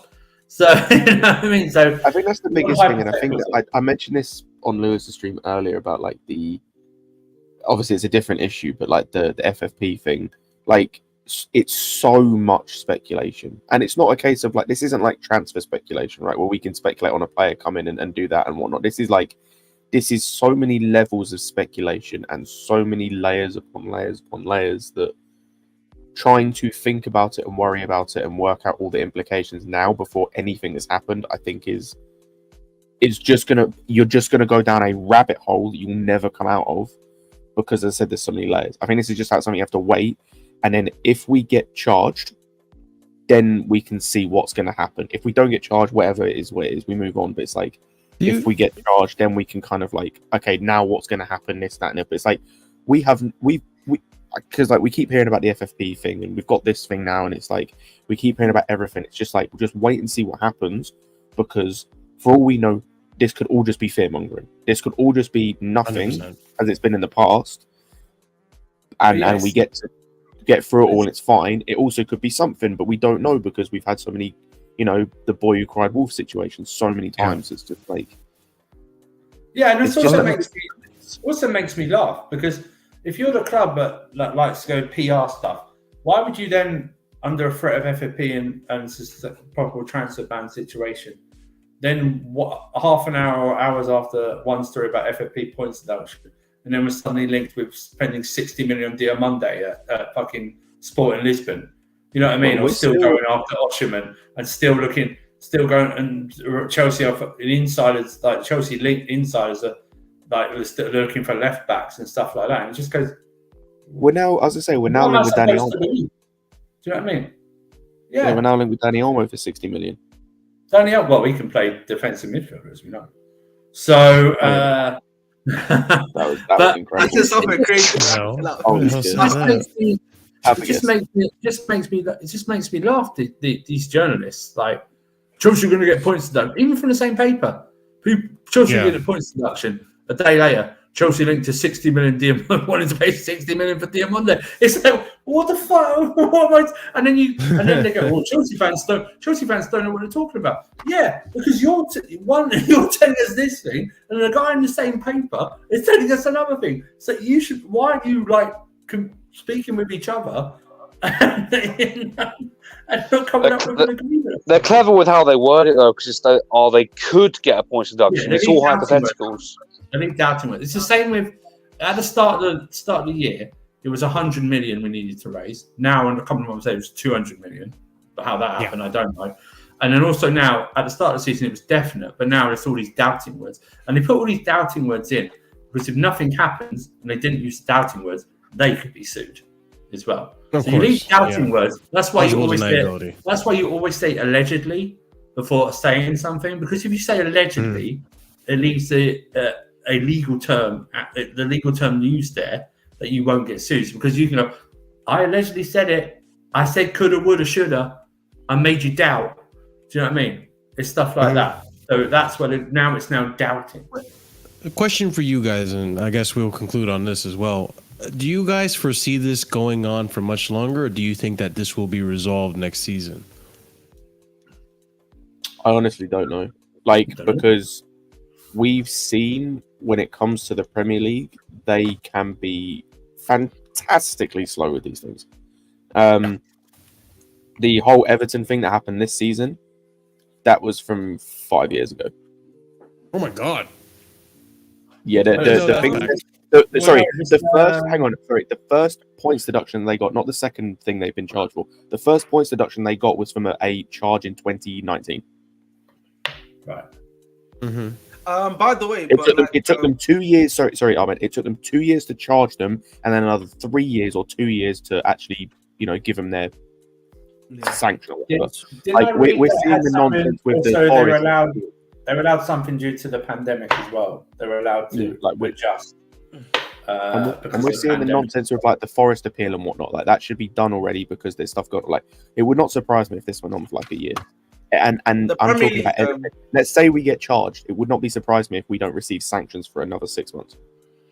The head of the Premier League said that he said to like a parliamentary committee that was on the sports, the parliamentary sports. He said apparently the Chelsea case, they're looking to bring charges by the end of next year. So the 2000 in the chat, Dustin Rose, the 2019 one, the transfer ban, Chelsea actually got it overturned in December of that year. So we were banned from signing players in the summer. Well, obviously, the Pulisic one wasn't a transfer made in January 19, and we had already had a deal set up to buy Kovacic. So those were in that was a buy option. But we actually had the transfer ban overturned in December 2019. So we got that overturned. Yeah, it was meant to be for winter 2020 as well as the summer before. Yeah, it was meant to go for the entire season. It meant to go for 1920 season. We couldn't do business in summer and winter, but we got it overturned in the summer of 2019. So, but we didn't, and we still didn't buy players in January 20. Yeah. Curry and Oliver, do you guys foresee this going on for much longer, or do you think this will be somewhat coming to a conclusion next season? I don't think there's enough information yet. I need to see how many charges there are, the severity of the charges, just things of that nature. I think those are very important to come into that conclusion for me personally. Yeah. It'll be sorry to that. It'll be very, if we do get charged, how long the process is of this whole, like, what the outcome from start to finish of the outcome. When do we how can we dispute this? Do you know what I mean? And stuff like that. Mm-hmm. Because it'll be important for any summer transfer business to happen. Do you know what I mean? So yeah. These things have to be planned very accordingly. And I mean, on that, in my opinion, I think this is going to take a long time. We're going to probably hear about this next international break, and an international break after that. We'll be hearing about this for the next 4 or 5 years. And you know what? Knowing how these things go, this will come at the most inconvenient time. And it'll be like, if you get to the FA Cup final, it'll come on FA Cup final, or no, yeah. I'm even thinking down the line, if things work out and we're challenging for the title and we're doing well, it'll be like we'll be winning the Premier League or something, and then on the side note, charges deduction. That's a profit and sustainability. If there were any charges, they won't come into December or something, right? Because that's when our finances are reported. So even then, it will come on through next season. And stuff like that. So it'd be interesting, and that's a separate case altogether. This one, I said, is unprecedented. So we have no idea how we can't look to a previous case. So same with the City one. It's unprecedented. We can't look to a previous case.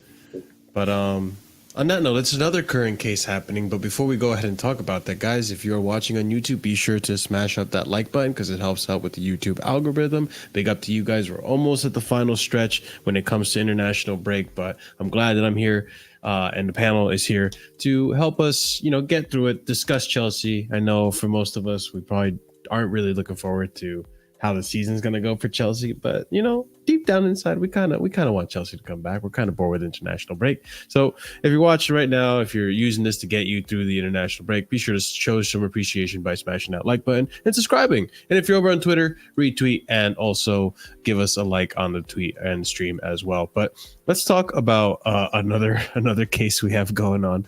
Listen, this is satire, obviously, but our star boy, our future Ecuadorian star boy king, found himself into some trouble. Okay, well let's break this down a little bit and let's get some opinions on this one.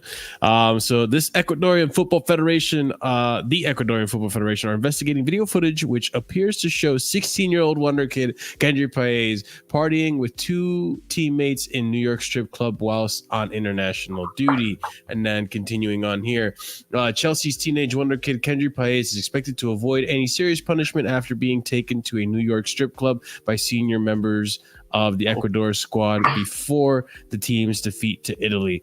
After being taken to, Okay, I feel like the wording on this. I was looking for something here, but it seems like this. Is the that verdict legal, was by that the way, he for was. him?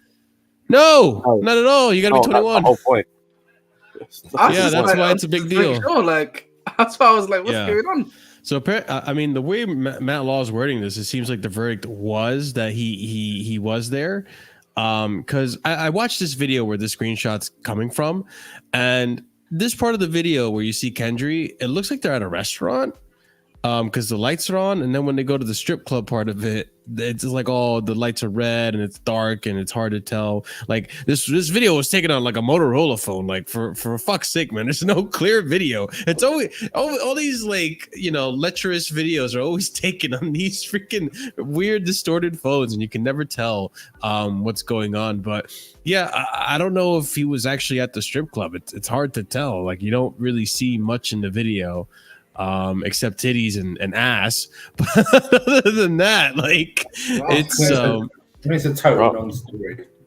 I just don't care. It seems like even if he was with us, I don't care. It's not illegal. Well, actually, hang on. No, it is illegal in the United States. What I'm saying is, it's like I just don't care. When you're on international duty, it's not my problem. Okay. Mm-hmm.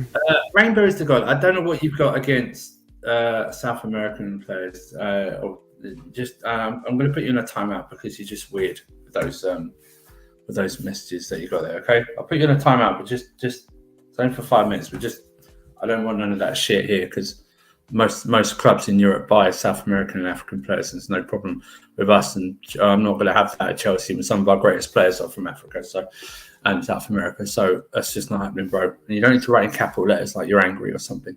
Was it before a game? No, that's. But if it's before a game, it was after the game. They played. I can't remember who, but it was literally after a game. Yeah, Italy. I just don't care. Yeah, you know? Exactly. My thing would be who allowed a 16-year-old in a strip club? I'd ask them. That would be my thing. That's the part that's weird to me. How did you get away with that?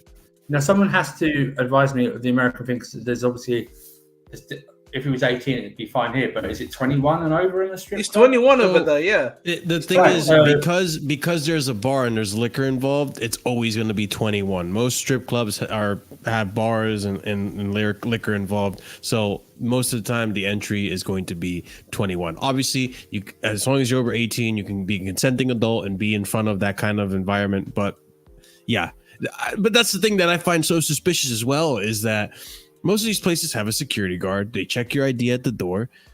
16 to 18, I can see like, oh, okay, he looks old enough. 16 to 21 is a big gap.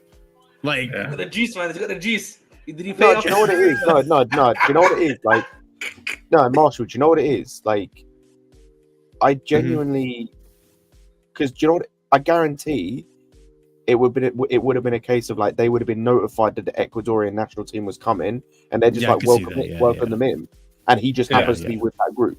Because like if you look at the other guys, he was apparently with. The whole last team going to the strip club is crazy. I was to say it was Caicedo, Cifuentes, Sarmiento, and like one other, I think.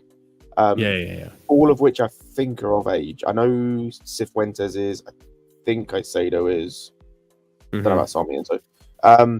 So yeah, like it's just one of those where it's like cool. It's like we've got these footballers come in, and he just happens to be one of them. Like I'll be real, I just don't care. Like Andrew said, like I don't care.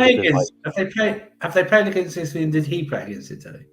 I can check. And these other players, did they play against Italy? I'm sure they all played. Yeah, Scott, if you can have it checked, greatly appreciated. Yeah, they played. Are they playing them today or tomorrow? No, they played. No, it says in the tweet it was after the team's defeat. So of the ones that Italy. I know were at the club, Sarmiento and Caicedo started. Pais came off the bench. Cifuentes was. All right, so they all played. It's to the point of. Listen, It wasn't under. He's not coming till next year, right? 2025. Yeah, he's not coming till next year, summer. And even then, he's going back out on loan, probably. Well, that depends. That depends how good he is. That really depends. It really is. I don't think he can play until he's 18. Yeah, though, he can. Right? He's 17. Yeah, no, he but can't go till he's 18. No, but Marshall, he can't. Yeah, he can't come to the club. I don't think until he's 18.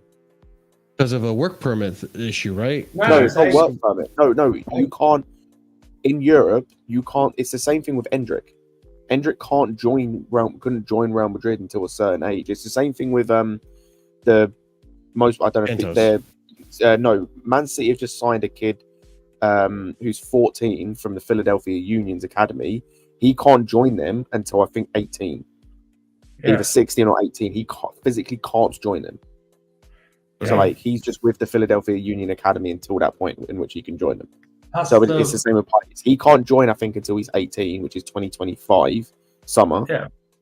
So the visa stuff, barring any injury, he would have played like most of his countries international. He's going to play in the Copa America.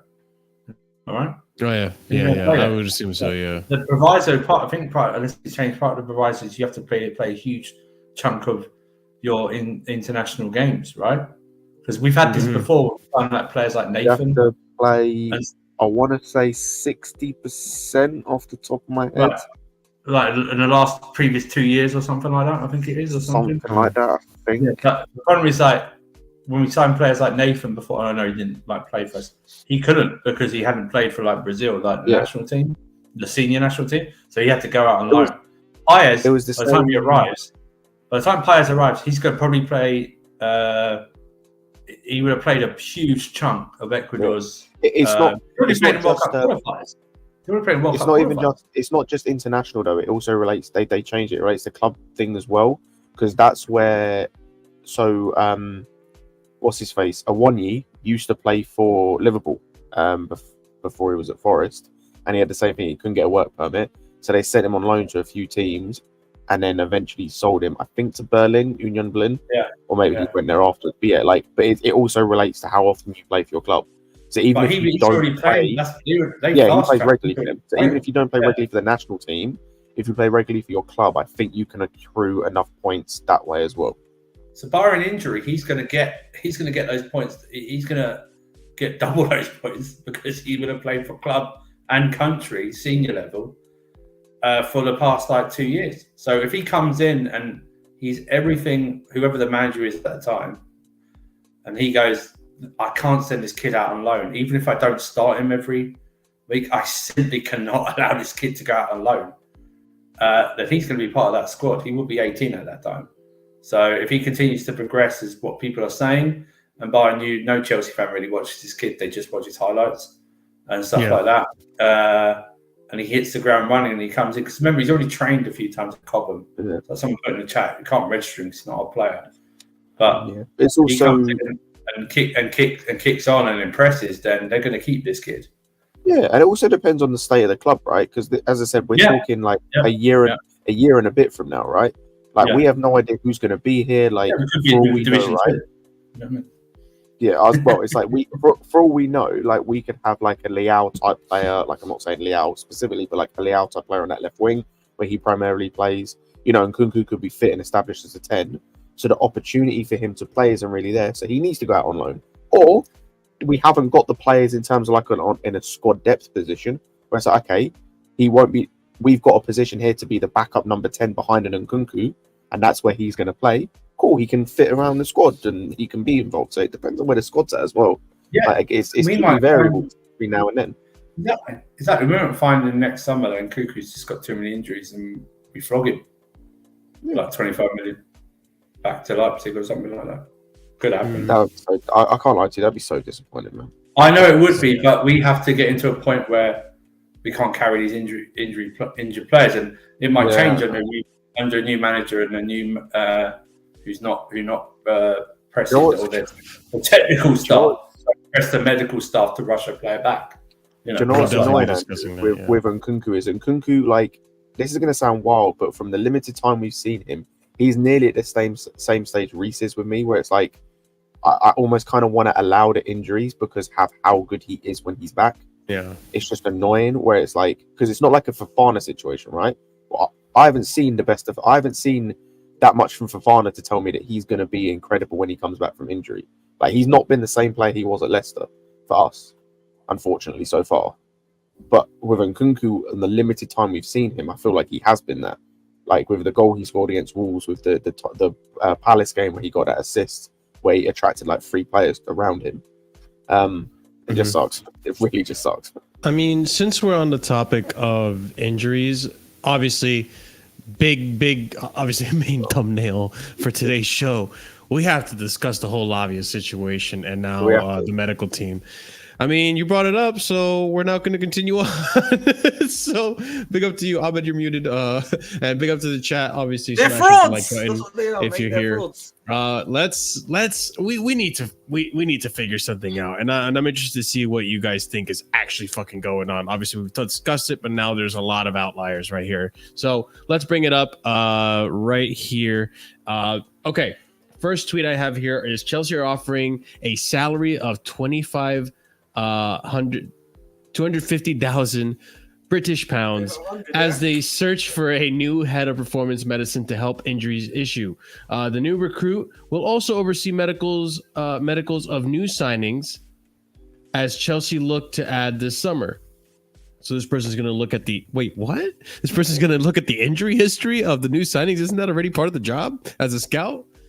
Okay, so we'll continue. We'll come back to that bit right there. No, but like that. He will look at their injury history.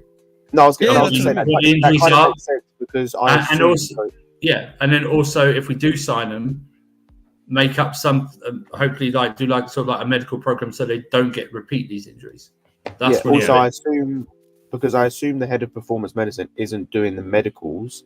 I assume it's like the physios and the sports scientists, but I assume that means that he's going to oversee that as well, where he'll be involved in that process of like he won't be undertaking the medicals for the players, but he'll be keeping an eye on it to see what comes up, look at it, see if you can find a trend or something. So we don't have a situation like we had this season we've had with Fofana and Nkunku. Actually, it's mainly just those two guys, really, off the top of my head. Madueke to an extent that he hasn't really been injured. You know, that like that kind of thing. Of, like, we're not just buying injury-prone players and then like wondering why they got injured when they're injury-prone. Yeah. To continue on from the previous tweet, Chelsea's ever-evolving medical department is set for another addition to the club, now seeking a new head of performance medicine amid a Premier League season plagued with injuries. To furthermore, we now discuss Lavia in this portion. Romeo Lavia will also miss the rest of the season following a setback in his recovery. Then we have in December, Romeo Lavia's comeback was being accelerated due to technical staff pressing for his return as they needed a midfielder, but the rehab of the player was not 100% done. There was some steps that needed to be taken, but the technical staff did not listen to medical advice. The player was injured again soon after the match, according to Sasha Tavoleri. Okay, let's continue. Leslie Ugochukwu as well is expected to be out for up to 6 weeks after re-injuring his hamstring against Wolves. This was back in January. We have not heard from him since. It's now been 2 months, I want to say, right? Hang More on. than this that. This is January from January 5th. 5th, which means this is coming after the game, which means we are basically 3 months. This is about 3 months in. That's insane. Absolutely insane to me. Let's play Ugochukwu. He's Calm down. Your voice is very high. Only dogs can hear. Calm down. Only dogs can hear. Listen, I'm not even. This is wild to me, though. We have this is people wild listening with earphones. You need to remember that with your voice. Right, my voice is not that Calm loud. down. Gets excited. Oh, Jesus. Have a go on, Oliver. Yeah. But this is just baffling to me. Like, you did it with Ugochukwu. Didn't learn your lesson. Now you're going to do it with Lavia? You're going to rush him if this is true? Done it with Reece. Done it with Nkunku probably. Done it with Kukurea. Done it with Kukurea probably as well. Let me just say this. If you're looking for midfield stuff, then extra midfielder, why did you send Santos out on loan? You know what I mean? He's not tall. Dude, if this is true, then they probably did it with Nkunku as well. Yeah. Do you know what it is? Like, Leslie's the one where I remember that Newcastle game when he came back He Yeah. hadn't Was played Wolves. because he was injured before, and he Was came Wolves. back and he hadn't played any games, and he put him straight in against Newcastle. Same as Badiashile. So he actually put two. No, It was Wolves. It was Wolves. No, but wasn't it Newcastle as well? He came back from injury as No, well. he got the one 7 he did games. was Wolves. He picked up an injury in training. Surprise, surprise. And then he came back for Wolves. Hadn't, as far as we could tell, hadn't had much training before that game, and it was just announced that he was back, like in training or something, and then he got put in for that Wolves game for no reason, like legit no reason, and then got injured. It's not sabotage, CNAC, it's negligence. Yeah. That's what it is. And Francis, I'll be honest, this question as well. To answer this question as well, it says Nkunku eased in. No, like it seemed to me now after reading this, if this is true, it seems now if you look back to the Nkunku, they wanted to give off this idea that he was eased in, but what may have likely happened was I do think Nkunku was eased in. I think Nkunku was eased in, but this is where I put some of the blame on the medical staff, because I think there is a clear issue with rehabilitation and recovery, because 100%. you cannot have multiple players across the season have multiple setbacks across multiple different injuries, multiple different types of injuries. Lavia, this is his, like, regardless of injury, setback, whatever, this is about his 4th setback. Chukwuemeka has had multiple setbacks. Nkunku, multiple setbacks. Badiashile, multiple setbacks. Chalobah, multiple setbacks. Like, you can't have that many setbacks on a consistent basis. And the thing is as well, apparently with Lavia, is he wasn't even in proper team training yet. No. Like, he was training by himself. So that's not even something we can blame Poch on. I'll blame Poch on many things. The Leslie thing, his like barbaric training regimen, but this I can't fully blame on Poch, because like, what are we doing with recovery? How are these dudes getting setback after setback after setback after setback constantly? Also, can someone please explain to me, because I've yet to have an answer. Can someone explain to me how you diagnose this guy as having a bruised thigh and it's going to be 2 weeks out, to then not hearing anything for a couple of months, and then hearing, oh, now it's a thigh tear, but still no time frame of when he's going to be back. And then like a month later hearing it's a significant thigh injury and he's going to be out for at least 5 months. My man's thigh fell off the bone or some shit. He's fucking thigh's made out of ribs. How do you go from having a diagnosis of a 2-week injury barbecue to a thigh 5+ month injury? No, it's insane to me. It's so baffling. I can't believe what I just read. I think there's when they talk about disconnect, I think there's a disconnect between the medical staff and the technical staff. Yeah. It seems that way.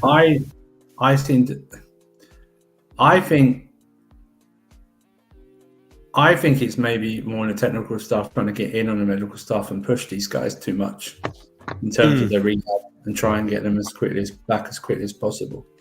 Maybe advise them to add stuff to their program and stuff like that, like weights and stuff like that, and try and push them a bit more.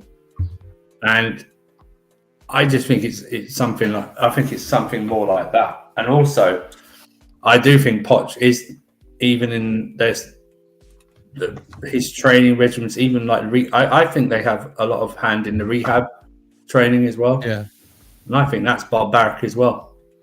So I think his whole training, normal training and rehab training, are barbaric, because I think they have more in tune with that. Because remember, Poch's son is also it's not like part of the medical stuff, but I think he looks into that part as well, if I'm not mistaken.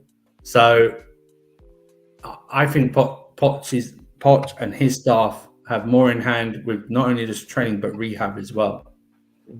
And it's no coincidence that we have this with Lavia, we have this with Nkunku and other Leslie and stuff like that, and it keeps reoccurring. And I just think a whole thing that's a big reason he needs to go as well, was he is shortening these players' careers before they even started. He's a big detriment to these players' careers. There's loads of reports now coming out by former players about his training methods. Oh, Even when loads. injured. There's Even when quotes from injured. Poch. Yeah. Forget former players. There's quotes from Poch about what he does with injured players. Yeah. It's brought up before. Like, you can go and find it. These quotes are public on Twitter. Like, There we what go. he has said. Oliver's put it right there. It's And reported that the issue, This is working bears, with yeah. the medical stuff. the issue I have with Poch when it comes to just this Lavia situation, if this report by Sasha is true, is so much of what he has done this season, ironically enough, considering what he keeps preaching about these young players and everything, is so short term. So short term. Like, and the irony of it is, if you just did some things that were a bit more long term thinking, you'd actually have more kind of credit in the bank with the fans and with this ownership group, who, I'll be honest, 100%. I think at this point, unless there's a huge turnaround, you're getting sacked in the summer. Like, unless you win the cup, which I don't think you are, unless you finish Europa League, I don't think you are. Like, unless you get those two, I think you're getting sacked, personally. And I think if he did some things that weren't so short term across this season, he would probably be here for longer than he's going to be. Like, you have no reason to rush Lavia back if this is the case, right? If to put him back into the team for a game against Palace, who at the time were arguably worse than us. The reason he played is because we were losing or drawing at the time, and we sucked. And that's because of the way that you set us up. Like, you didn't need to play him. He didn't need to be on the bench. You didn't need to rush Ugochukwu back against that Wolves game. That wasn't a must-win game. You could have played Matos. You played him before this season. If he's involved in the squad, and if he's been given minutes, it might be a lot of minutes, but he's been given minutes, you obviously trust him. Otherwise, he should not be anywhere near the squad. Like, I'm sorry, like, to me, that's just not good enough. And as I said, like, too many things he's done have been just too short-sighted. It's all for the short term, all for the in the moment sort of thing, and that's cool and all, but it's now backfired on you because all your short-term stuff doesn't mean anything because it's not got you anywhere. 100%. Like, you keep, as he keeps preaching this, we need time, these are young players. Cool, then give him that time. Stop going with all this short-term nonsense. Because you can't preach one thing and then do something else. That doesn't work. And he's definitely destroying the old players. Like, during Lewis's stream earlier today, like, he had a voice recording of Ricky Lambert for Southampton basically saying they were supposed to do like 12 laps and he made him do 24. And Lambert's like, yeah, he's targeting me and just destroyed me. Like, I broke down. Like, I'm broken. He said that in an interview that Lewis was playing, and I'm like, this is insane. This man's only 29. Ricky Lambert at that time was 29 or 30. And they're doing this after the match. Yeah. So what are they doing pre-match? Like, what are they doing the day before the match? Is that why they're tired after 60 minutes? Is that why we're second halves are so shit? Like, and yeah, sorry. Go ahead, Curry. No, you're fine. Go ahead. And I'm sorry for doing this again. What is with Vic and Poch? It's just a love story I didn't know about. Like, every stream, he finds some excuse to protect Poch. Yeah, oh, yes, they lied to him. Not that every player and himself have said how his training regimes, how his recovery processes have been. I just want to point something out, by the way. Like a Ricky Lambert thing, him in interviews. Sorry, go ahead, Scott. Bear with me 1 second, I'm about to sneeze. Finish. Yeah, like I'm saying, like him saying these things himself, and ex-players saying what they have said, and yet he's saying, oh yeah, it's probably Nkunku and Lavia lying so they can rush themselves. Not like Nkunku had injury problems last year and knows how to deal with it, or wants to know how important recovery is, I'm assuming at the age of 26. Or Lavia, who signed finally for a big club and knows I'd rather recover and then play for a long time because he's seen how Fofana or Luis James, his counterparts, have been the entire time. No, but we're going to say that, oh, these players are lying to him. Nothing to do with Poch, not the people he hired, the communication with those people in the medical staff, no. The thing I was going to mention is Leslie in that game didn't play 18 minutes and get injured. He played 58.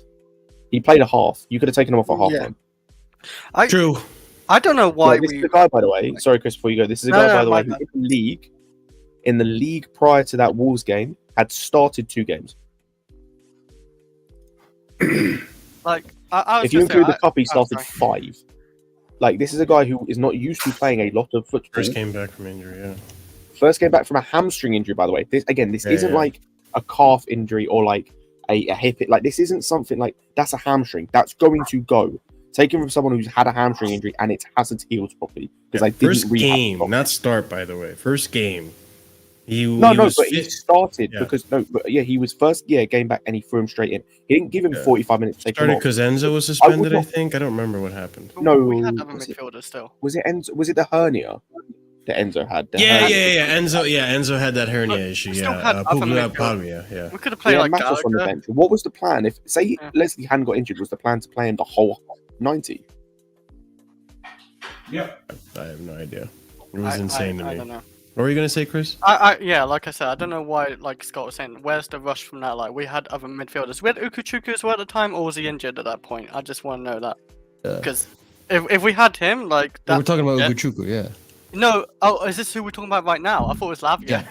No, we're talking about Ukuchuku. There's so many. We got so many injuries, man. I'm getting confused which injuries we have. I'll actually say it's fair enough. I thought we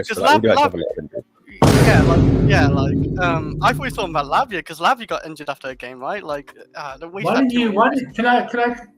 side note, when you go away, why don't you come in and say who you were talking about before instead of guessing? I just got confused. You always do this. Why don't you in a private Let's chat? have it right. In a private chat, why don't you go, hey guys, what are you talking about? Because you did it with the Kendrick players. You did it with the Kendrick players thing, which was great because then you know what we're talking about. Why don't you come and go, which one are we talking which player are we talking about? I swear I was like Chris. Chris is a wild card.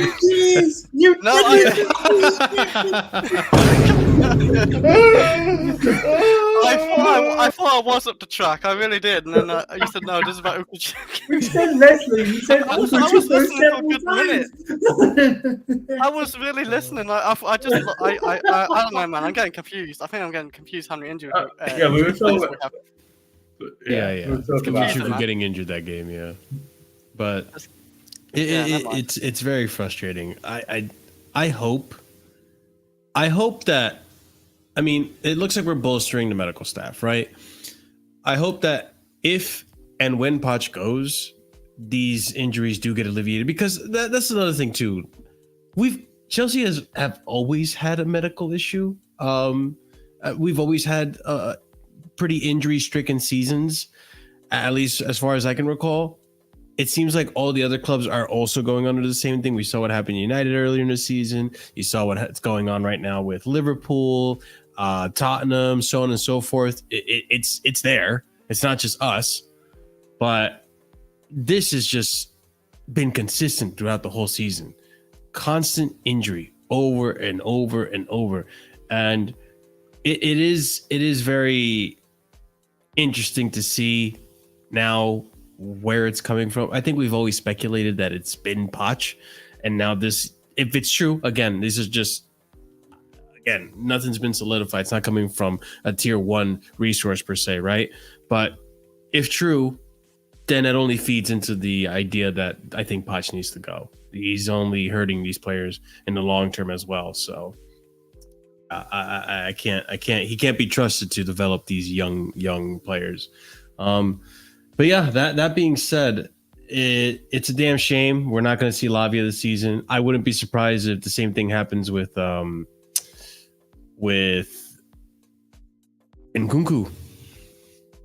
I hope it happens. Like, not hope it happens with Nkunku. I hope Nkunku doesn't play the rest of the season because I don't think there's any point.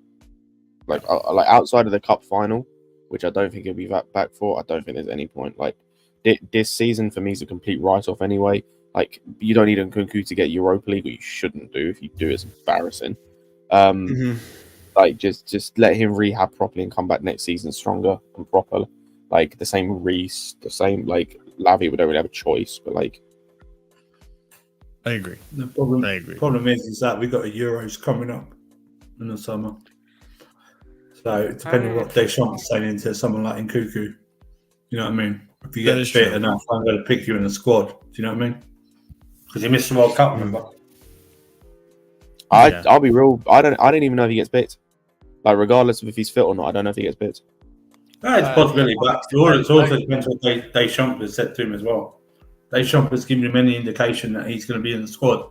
even if it's the provisional one before the final one is announced, then we know these players are going to, do whatever it takes. Yeah, I mean, to a certain extent, yeah, that is true as well. So, I mean, these players are going to find a way to get selected by the team, and I could see someone like Nkunku trying to make his argument to play in the Euros. He is at that level now where I think he probably would make it to his best 10, his best 11. I mean, possibly, but I don't see Deschamps doing that. I don't know. Maybe Deschamps sticks with Griezmann in that 10. He's played injured players before, so he has done it. Yeah, I mean, N'Golo Kante, prime example. Prime example. He's played N'Golo Kante injured several times. He's actually one of the main. He's actually up there with one of the main reasons why Kante got injured all the time. Yeah, 100%. But all right, big up, guys. Let's go on to the next story I have for you guys, which is some players returning from international duty. Hang on. CNF and Cuckoo.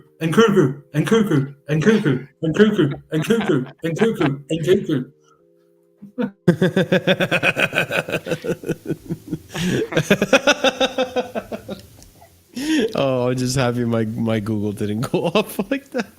I should have said another word that embarrasses history search. That's what I should have said. But then right. So I'm not going to do it. Let's go on to players returning from international duty a little earlier, which I think for a few of us is kind of a relief. We don't want these players getting injured as we are trying to push towards a Europa League finish. Let's go ahead and start up with the first player we have here. Well, this actually isn't good news. We'll see. There are concerns over Enzo Fernandez's availability this weekend. Argentina is playing a friendly against Costa Rica at 7:50 p.m. local time in Los Angeles on Tuesday night, or 2:50 a.m. in the UK in the early hours of Wednesday morning.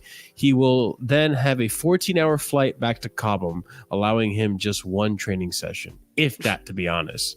It's kind of insane. I did watch. Big up to Jacob from the United Spurs. We did do a watch along of that game yesterday. He played about 70 minutes, 75 minutes, and then he got subbed off. And the game ended pretty late. And if I had to think, he takes a flight right after the game. He probably landed. He's probably back in the country now. Yeah, he probably just got back to the country now, and then we have. Let's be honest. The game on Saturday.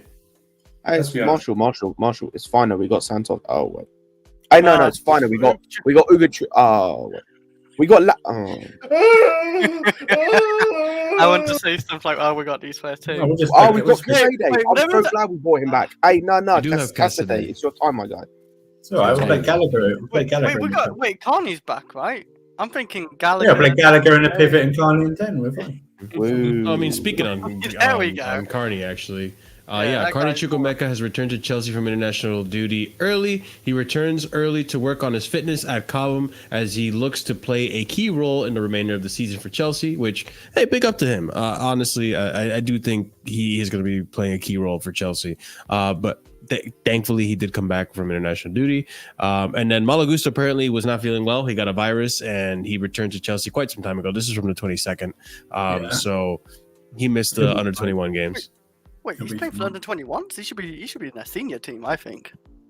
Sure. I don't know if it's was the under-21s friendlies, or was it like? I'm assuming it's friendlies, or it might be like qualifying for the Olympics or something. Yeah, it might be Olympics thing. Henri's probably going to pick him for the Olympics. So maybe. Okay. He wants cohesion as much as possible. I'd be saying like he should be contending for even a number one spot. He should definitely be in the. He should definitely be in the senior squad, but I can't think of anyone better than a right back. Really, like Pavett. I don't care. It doesn't matter to me. I don't care. Yeah, that's true. As long as he's fit for us, that's a Deschamps problem. That's not my problem. Exactly. That's a problem. Actually, you know what? Actually, no. Let me retract that. There is a problem for us with Gusto if he's chosen for the Euro squad and in the Olympics.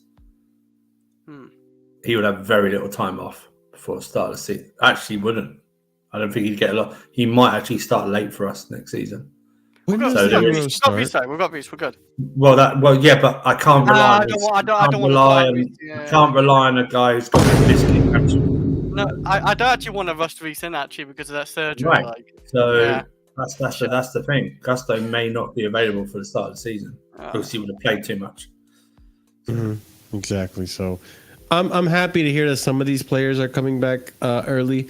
I'm not looking forward to seeing how Enzo comes back. I think he's going to be absolutely knackered.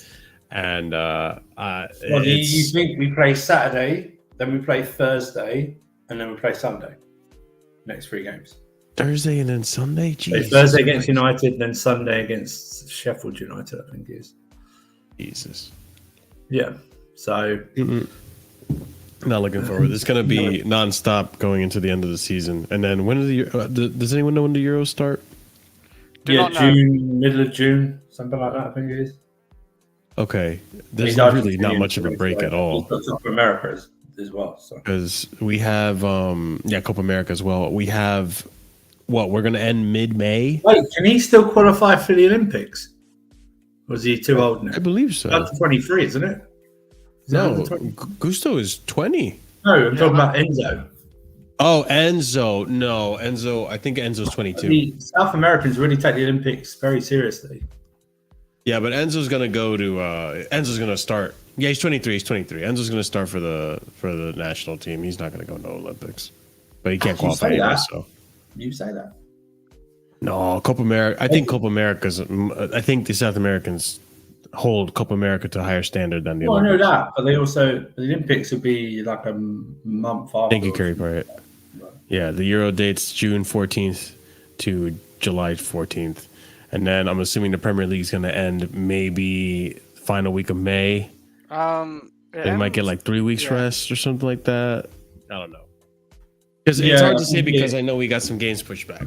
I think it's like May 19th. Is it May 19th? Yeah, May 19th. Yeah. So there'll be some break, if we make it to the cup final. Oh, FA Cup, yeah. We'd be the May 26th. So yeah. So yeah, it's sticky with the schedule, but it's football nowadays for you, unfortunately, for these players. I do feel bad to a certain extent, but at the same time, like, listen, football career is short. You make a lot of money out of it. In the long run, I mean, they're probably happy with what they're doing. I don't doubt Copper's more important. You can't put it out of your mind that he could be picked. He's 22, right? Is he 22? 23. He's 23. 23. So I know it's under 23s, but you can pick like three players over that. He could be. I'm just saying, he could be one of the ones. Or if I was him, I would reject that. I know it's just that's me saying it, but after the Copa America, I would go, I'm taking a rest. Do you know what I mean? No matter where it finishes. Guys, any news about injury to Walker? So there's. Will they be back for our game? Are you talking about England? No. Why is talking about Man City and the Chelsea? John Stones has an abductor injury, and that could take anywhere up to 3 to 4 weeks or something like that. Kyle Walker has got a hamstring injury, and I think they're just letting that go game by game. I think he's out for the Arsenal game. But with hamstring injuries, if it's not a tear, then we don't know what grade it is and stuff like that, and you have to take it game by game essentially. So the Walker one there's no like time frame at this moment in time. So. Yeah. Time will tell with those players. I'm just kind of baffled you asked about this on the Chelsea show. No, I think he means for the Chelsea game. That's all. He means for the Chelsea game. Okay, fair. Okay, that makes more sense. Okay, thank you. Apparently they're having scans. They're having scans tomorrow because I think what City are fearing is that they're worse than what they first thought. Mm-hmm. So we'll see. Yeah. Big up, man. Yeah. Big up, Danish Maldini as well. Big up to him. 6 months membership, which, by the way, guys, if you haven't done so already, be sure to check out the memberships as they start at 99p, and it's the best way to support the channel. Super chats also support the channel, but memberships are more involving. I would assume you get some emojis, you get some perks out of it as well, and it's not too expensive every month. So big up to you guys who support the channel in that format. Let's get that like button above 50, please. 100%. More than 50 people here. Let's just do that. Come on. Yeah, big up. Okay, let's. So there's been a talent that's been brought up. There you go. Sorry, words were hard at that moment. There's been a talent that's been brought up that I thought was a little interesting. And Curry, if you happen to know about this player, because Curry's got ball knowledge for days. He's our version of. He's our version.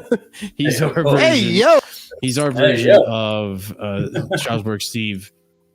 But let's go ahead and bring up the discussion on Leny Yoro. So to get into this, let's start off with this first tweet I got here. Chelsea could look at left backs this summer. They will again look at younger talented players for this. Then we look at Chelsea remains the same regarding Ian Maatsen, and this is to look at opportunities and maybe sell him in the summer. Release clause of £35 million, according to Fabrizio Romano. Bayern Munich have identified Ian Maatsen as a potential Alphonso Davies replacement should he leave, which I think is really, really bizarre if this is true, considering like if we're looking at Alphonso Davies, why not stick with Maatsen? And we are not getting Alphonso Davies. We're not getting. I know, but there are links, and if they are true links, it doesn't make sense because you're getting rid of the guy who's going to replace Alphonso Davies potentially. It's kind of weird. As things stand, I'm not aware of contacts for Ian Maatsen at this stage. Bayern are looking at fullbacks for sure, but there are many names in every day linked with Bayern. Nothing is concrete in terms of contacts with for Maatsen. Then we go to the Leny Yoro aspect of this story, which is Chelsea are interested in summer for moving for young Lille centre back Leny Yoro, who also does play left back, by the way, I believe. Does he? I believe so. I could be wrong, and if I am, then oh well, I'm in the mud. Leny Yoro is considered an ideal addition to the Chelsea project. Alternative center back options include Sporting's Ousmane Diomande and Nice's Jean-Claire Tadibo. Then we look at Chelsea have sent scouts many times to watch Lille defender Leny Yoro, but no formal approach. Madrid and PSG working on it as well. Then Chelsea are in a race to sign Leny Yoro along with PSG and Real Madrid. Then we see Newcastle will soon trigger a clause to sign Lewis Hall at $28 million at the end of his loan. I think this had to do with the left back situation as well. Further homegrown stars, including Gallagher, Maatsen, all that stuff will be sold, allowing significant room to further the signings. And I thought I had a comp here to look at Leny Yoro, one that I could actually play on stream, which I'll find. But Leny Yoro. So the problem is that as soon as Real Madrid are mentioned, I immediately disconnect.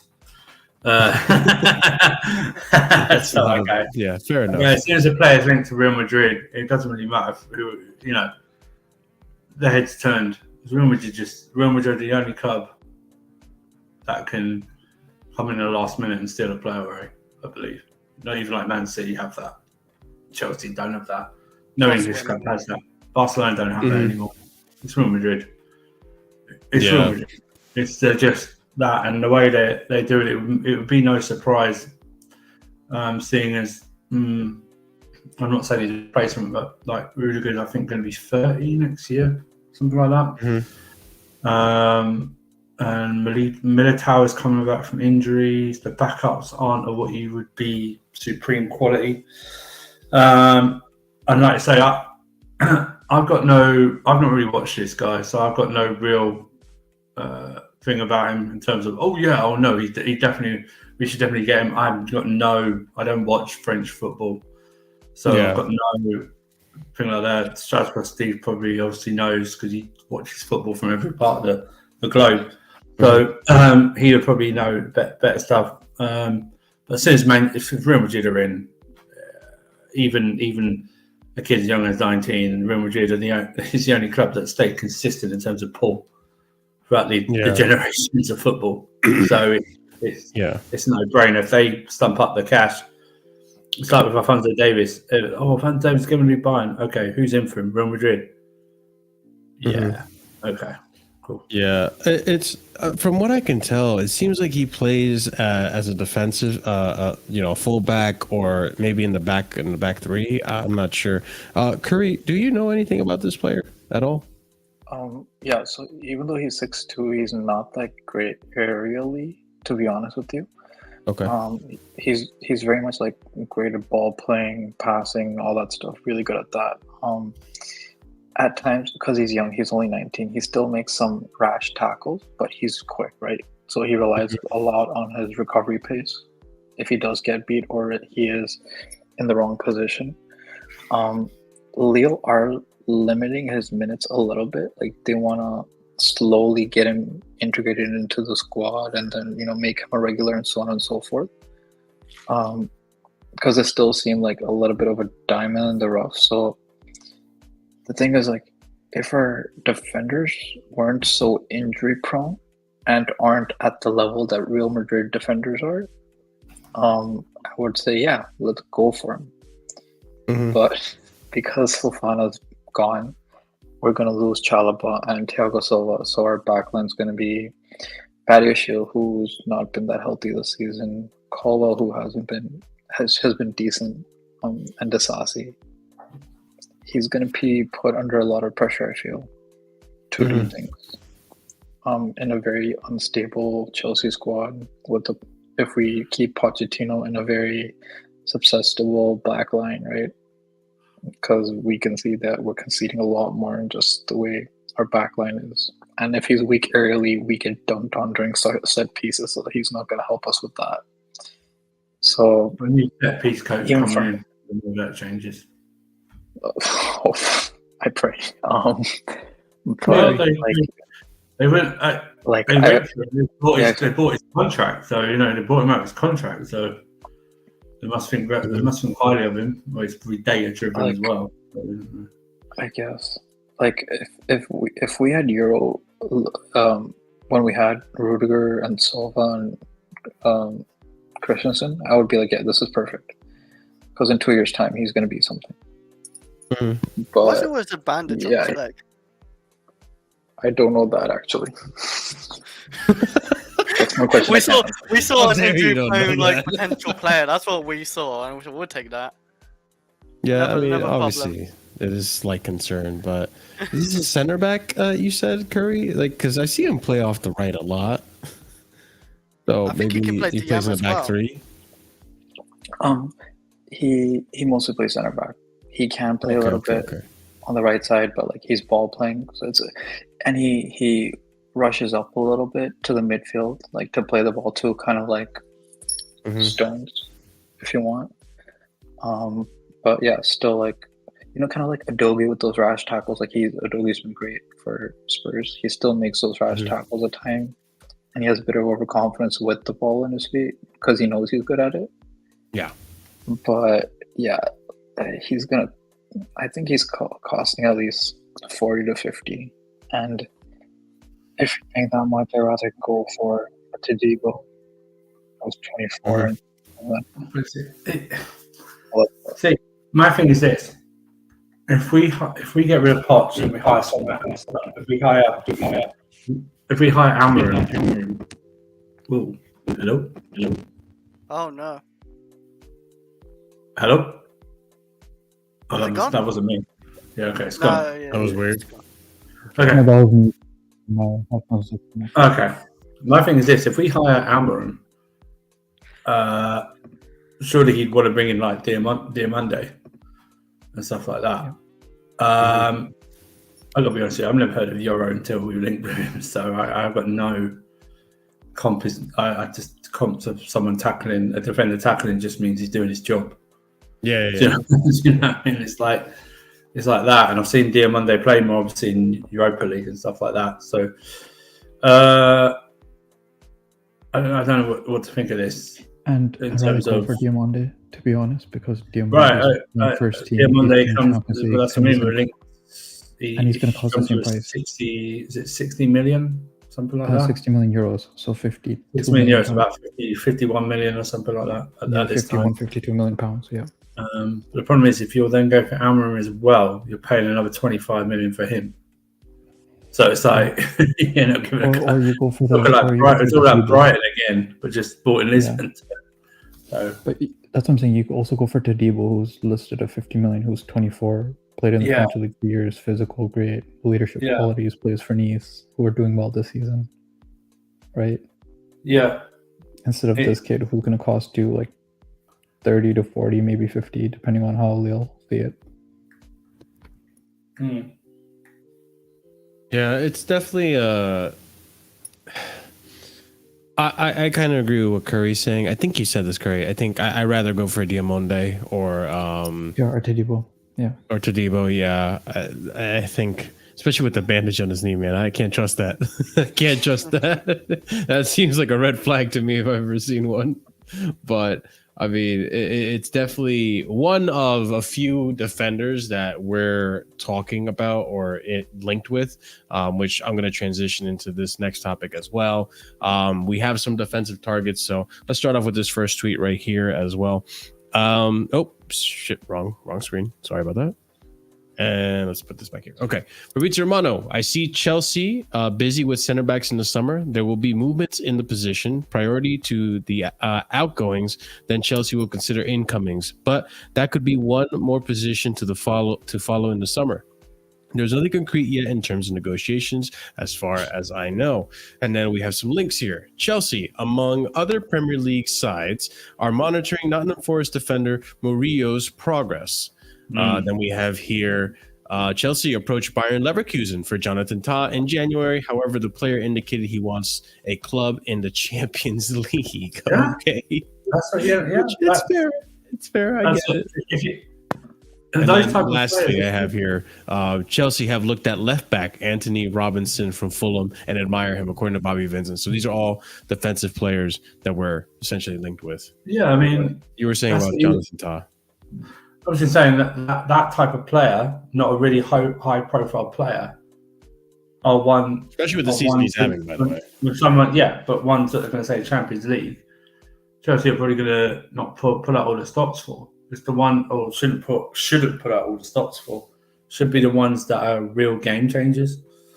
None of these players he bought up for me are real game changers. They're good, and I feel like that. Anthony Robinson. Yeah, he's having a good season. I think everyone's talking about him only just recently, though. Yeah.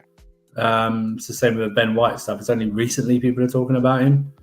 Played well against Spurs. So that's a big plus tick in his column. I don't know. Fulham are selling. All clubs are selling clubs, but the more selling clubs than ever. Fulham are a selling club. They'll probably put like a 50 million price tag on him. Give him today's transfer market. Why wouldn't he want Champions League too? I don't know. He's not. He's at Fulham. He's never experienced Europe, playing in Europe. So we don't know. Do you know what I mean? Maybe he thinks like, okay, maybe like this. Do you know what? All right, Chelsea are in this at the moment, but do you know what? I don't have to uproot. I don't have to move. I don't know what his family status is like. I don't really have to do anything. I just literally have to not literally cross the road, but you know what I mean? Stuff like that. I don't have to do that much. I'm going to a more high-profile club. That left-back position for me is not. There's no competition there in my eyes. Like he might think that, and stuff like that. So you got to remember like that. Not all players want Champions League if they haven't been in it. Do you know what I mean? Towers wants Champions League because his club's going to win the title. Do you know? Do you know what I mean? Yeah. So it's like it'd be a load of difference. Oh, you're half kidding. Sorry. You need to put like a smiley emoji in there, stuff like that. You take it like an email. I think you have to read it differently. Fulham overcharge us for him. Just get DeMarco from Inter. Well, DeMarco doesn't fit the profile. We're not even linked. We're not even linked at all. Not even linked to DeMarco. We can't talk about idea. Not even linked to DeMarco. So it'd be like saying, "Oh yeah, get Barella." Okay, yeah, get Barella. Yeah, sure, but we're not linked to Barella. We're not linked to Bastoni. Do you know what I mean? Not linked to Lautaro Martinez. Fulham will overcharge, but we'll overcharge everyone. It's Premier League tax. Yeah. You know what I mean? It'll be an instant 50. They'll say 50 million. I guarantee you. Yeah. 50 million. And they'll see the situation we're in as well. We have Cucurella. Everyone's standing in his way. but they'll just put a 50 million. They know they're a selling club. Mm-hmm. Stuff like that. The other ones, was it Tau and Kit Jonathan Trent? Yeah, that's Forrest. funny. Kit The Trent. first guy. And another injured Jonathan right Ta, back. and then the other one was 1 second. I just, Merlot from Forest. yeah. Oh yeah, now Murillo. this guy is interesting. I think he has stood out in a positive way for me when I watched him. Mhm. I know he's at Forest, so they're going to concede goals anyway. But Mhm. he has stood out, and if Forest do go down, even if they don't go down, actually, there will be a lot of suitors for this guy. He looks very promising and very good so far. He looks very physical as well. I don't think he's the tallest, but he's still over 6 foot, I believe. Yeah, he is. So- He's 21 still. 21 still, but he's 5'11" actually. He's 5'11", yeah. 5'11". It doesn't matter if you're 5'11". If you got Well, a what if good his spring is? If his spring is high, then it's fine. yeah, you can be. so, you can be 5'11". Yeah, so he has stood out and he's playing regularly, even at 21, in a side battling relegation. So Yeah. all the physics are going to be there. So he does stand out. We have an issue at centre back though. Thiago Silva is going to leave. Chalobah is going to be sold, and Fofana has huge question marks over him coming back, whether he can stay fit as well. I believe this is his last chance at Chelsea, Fofana, this season coming up. I don't even know how many years. If he can't stay fit, if he cannot register 30 Premier League games this season coming up, 30. if he only plays under 20, if he plays under, let me rephrase it. If he plays under 20 league games this season, then you need to sell him in 2025. I agree. Because I'm sorry, he is an injury-prone player. So yeah, I mean, go ahead, Curry. The problem with these players that we're linked with, besides Taz, they're going to cost us as much as players from outside the league that I prefer. Like, I don't see Merlot, if he's staying in the Prem, going for anything less than 40. And if I'm paying 10 more, I get Diamande or Tadibo. And if I'm paying 50 million for Robinson, then at least I'd rather try with 20 million more for Alphonso Davies or Grimaldo for 50 million from Leverkusen. Alphonso Davies is not happening. No, Sorry, I'm not saying he'll choose us. No, and Grimaldo is not. When Bayer Leverkusen win that title, he's not going to leave us. He's not going to leave them to go to us, bro. He's got Champions League coming up. He's an older player as well. He's like 30. So he's not going to leave. He's not in the profile. We're not going to go for Grimaldo. Grimaldo is not happening. We're not going to. So you need to remove that from your mind. He's out of the age rate. Even if we go above 25-year-olds, he will be out of that. And he's not going to leave Bayer Leverkusen. They're about to go into the Champions League and they're going to win the Bundesliga. So you'd more likely go to Bayern Munich as a Alphonso Davies replacement and actually come to us. And Alphonso Davies is not happening. He's going to go to Madrid. He's got his heart set in Madrid. He's already got personal details sorted out. It's just it looks so. Everyone needs to get Alphonso Davies out of their mind. He will be a Real Madrid player after the Euros. Okay, fair enough. I just think. For the centre back options, I'd rather go for someone who. I just think the same price. No, I just think the left back situation worries me in terms of they're going to try and sell Cucurella and keep Chilwell because we gave him a new 2.5-year contract, which worries me. And I would sell Chilwell over Cucurella. I'd like to still bring in a left back. 100%. Matson's obviously going to be sold. Lewis Hall's going to be sold, so it's going to give you like 60 million quid right there. They don't want to, but they say that, but they'll pay it. Pay it. They'll come up with some structure of the payment that suits them, something like that. Do you know what I mean? They're still good. But Robinson, he's getting some. He's looking good at the moment, but I think it's recency bias. Yeah, I think it could be that. I mean, I've always seen some potential to him. Like, you could always tell he's a good pacey left back. Right. If he's good enough for Chelsea, that's always been up in the air. from If the we hadn't moment he done was all it- mentioned, I know I don't have a bias because from the moment he was mentioned, I said no. But But I if can prove it we wrong. haven't done so much business with Brighton, I'd go for their left back. But because we've done so much business with them, I'm not touching. You talking about Stupinian? Yeah. Or Stupinian the right back? Yes. No, he's a left back. Oh, Stupinian.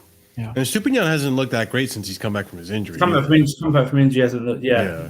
He hasn't looked, and so it's like I don't know with that one. Bournemouth left back, no? I'd actually look at eight Nori at Wolves. I look at eight Nori. He is he's looking good now. He's playing more of a wing back role. But you know, I mean, I know people are so sick and tired of this youth model, and they want to bring experience this, experience that. I'm not gonna lie. I feel like if we scout a left back, we could get another like Malagusta result. I wouldn't really mind it. That's kind of how I fall on it. Yeah. Yeah. The thing is, though, I don't see the age only comes in if you're unsure about the player. Mm-hmm. I mean, I think if their quality is like, if we bought Musiala, his age wouldn't be mentioned by Chelsea fans. 100%. Yeah. It's like 2021, right? His age wouldn't be mentioned. Mm-hmm. Stuff like that. If we bought Lamina kid from Barcelona, he's 16. No one would say anything. Do you know what I mean? It's just about when you don't know about the person and know about the person, and they don't appear to be performing to what you expected. You then mention their age. No one mentions Cole Palmer's age. Yeah. No one mentions Saka's age. No one mentioned Mbappe's age. 22. Huh. I don't actually mind the age between 21 and 25. That's kind of like my prime age for like players. It's under. The problem is though, the starting career now is like 17, 18-year-olds. Yeah, that's what it is now. 21 used to be, when we get to 21, then they'll blossom. But they're starting to play like this Kendrick Baez kid is playing at 16. Yeah. Mm-hmm. You know, it's like the Lamina kid at Barcelona is 16. It used to be so young. They're so young, FIFA can't put them in the game, or EAFC can't put them in the game because of their age. You know that? That's how young they are. Can't put them in the game. That's what I'm talking about. So it's like, it's not, Musiala was playing for Bayern Munich at the age of 19. Yeah. You know what I mean? Mm-hmm. It's not about the age, it's just about how well they're performing. Look at Kobe Mino, he's 18. Yeah, and no one's talking about phenomenal his age. For them. No one's talking about his age, though. No one said, 18-year-old Kobe Mino. It's just Kobe Mino's playing well. I've like Gusto's like Gusto. No one, when I say Gusto's age, they go, he's only 19 because no one mentions Gusto's age. It's baffling. Yeah, exactly. No one mentions Gusto's I keep thinking he's over 20. I keep thinking he's over 20. But no one mentions his age. Yeah. But it's just about how good they are. Now, I would agree with you, Marshall.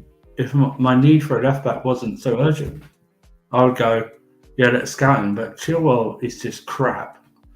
And Cucurella, they're looking. He is. And Cucurella, you're right. I'm just laughing. Cucurella, they're so looking fucking painfully obvious. Cucurella apparently looking to sell. We still I don't like that. And we're selling Paul and Matson. They're gone. Yeah. So it's like we need to listen. The Robertson thing may happen, and people give like 40, 50 million, but remember, it's how you structure the payment as well. Right. The part that actually really annoys me, and I bet it annoys you guys as well, is that if it's true that Bayern are looking at Ian Maatsen to replace Alphonso Davies, and there are links that we're trying to get Alphonso Davies, it's just like, bro, just keep Ian Maatsen. What are we doing? And it doesn't make sense. He comes with two factors. Current manager didn't pay him. Yeah. And with FFP and sustainability, he is pure profit. He comes with someone's going to pay. Burnley were willing to pay 35 in the summer. Yeah, but I think it's not like I think it's an option with Dortmund. It's not like it's an option for Dortmund to pay 35 million for him. Do you know what I mean? Whereas like Newcastle, they have to pay if he reaches a certain number of appearances. I think they're paying less than broke. Andrew, this is the part that annoys me. Go ahead, Corey Bryant. Sorry, Andrew, with the option. So, let's say they don't take the option. Is it still 35 million for any other club? I believe so. I don't know. I think that's what they rate him as. That's what I think. Burnley was 35 million. So I think that's it. Burnley are willing to pay it then. That should be I the pray to God Burnley these are poor willing to pay bastards 35 don't million. pay. Everyone else.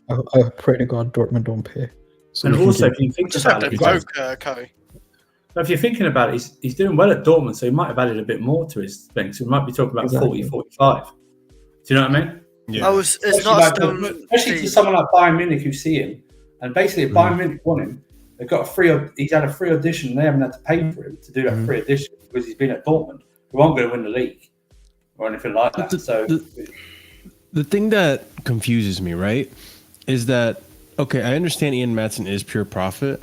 So is Gallagher. So is Chalobah. So on and so forth. But I think the reason why Ian Maatsen is getting sold is not so much, or in the window of potentially, highly potentially getting sold, is not because he's pure profit solely, but also because Poch didn't fucking play the guy.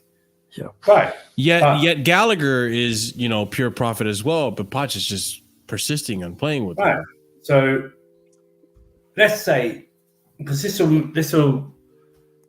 be an indicator if the financial things are true.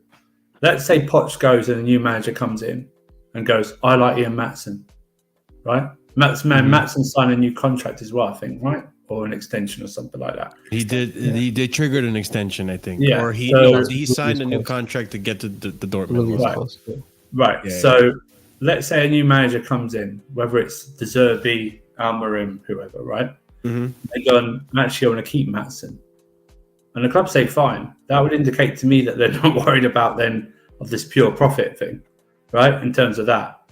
If they sign Gallagher to an extension on his contract, does that mean they're also not worried about having, profitability, whatever it is and stuff like that? That would send an indicator to me that they're not worried and they're not looking to actively look at that. But the problem is with Gallagher, they've been looking to sell him since last January, not even this January. Yeah. So before this profit and sustainability stuff happened. Do you know what I mean? Yeah. So it's like, it's like, now, what are we doing? Now, after discussing it more, I'm inclined to think that the people really leading or spearheading the sales of the club are genuinely Lawrence Stewart and Paul Winstanley. And, I know Reece James is pure profit. They're not looking to sell Reece James. Levi Colwell is pure profit. Well, yeah, we'll see in time, right? But Levi Colwell is pure profit. They identified him as a really, talented player. They denied any type of approach for him. Ian Maatsen may have been in that same boat, and Gallagher may have been in the opposite boat, where they identified Ian Maatsen as a potential really good talent. And Gallagher was a shit one, and then the wrench was thrown where I was like, "What the hell?" Gallagher actually improved, and maybe they were last day of the summer transfer window. A deal was agreed between Chelsea and Burnley for 35 million for Maatsen. Yeah, he didn't want to go. He didn't want to go. That's true. I forgot about that. Yeah. Gallagher, January 23, 40 million deal agreed with Everton. He didn't want to go because he only wanted to go to a top 6 team. Yeah. In the summer, there were rumours about Tottenham wanted to pay 40 million. We didn't. We wanted at least 45. They didn't want to pay that. So it's just it's like that. I think if Poch stays, then Maatsen will definitely go. If I was Maatsen, I'd definitely want to go. Do you know what I mean? Yeah. Can't trust his manager to play me. But like I said, if a new manager comes in, like an Almarim, De Zerbi, whoever it is, or Flick comes in and goes, you know what, I like what I saw of Maatsen. But it's a quagmire. It's a quandary if they actually do need to stay in for pure profit. What they say to the new manager. Yeah. You need to come in, but you can't have these players. Yeah. I mean, how does that work then? Getting a new manager. Oh, by the way, before you sign, I've got to tell you, you can't use this player. If I'm a manager, I go, I like those players. Yeah. I mean, I like Ian Maatsen from what I saw. I think he can do a job. I don't care if he's 5'5". Like Poch has this weird thing, like Chilwell's a fucking giant or something like that. Do you know what I mean? And stuff like that. And Cucurella's only tall because of massive hair. Yeah, do you know what I mean? So it's stuff like that, and it's an interesting thing.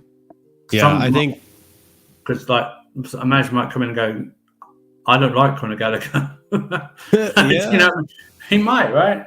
It's the thing. Yeah, that's Vic, you're right. You wouldn't get profit for Cucurella. It'd be and what trying happened? to It was even a it 5-year out. contract. I think it's a 5-year contract at 62 million or something like that. So now you take like something like it's like 12.4, 12.3 something. You take depreciation. It will now be going to 3 years left. So you're looking at, if you wanted a profit on him, you'd have to sell him for over 60, near enough over 40 million to get any type of profit for him. I don't see anyone paying 40 played million. him, yeah. I don't see anyone paying 40 million for him whatsoever. He does have high wages. I think you can get 30 million from Cucurella. Yeah, but it wouldn't be a profit on the actual depreciation of his I'm contract. actually going to be annoyed if we sell Matson, by the way. Yeah, 50 million for Cucurella on what? A depreciation of his contract that he signed on 62 million. We ain't selling for 55. Yeah, that doesn't make sense. It doesn't make sense. Why would it only take 7 million off 2 years of his contract? You break it down by the length of the contract he has. So it's a 5-year contract. Yeah. So you're looking at just over 12 million each year. Unless that club's stupid and like what Arsenal did for Kai Havertz, you know. But it could happen.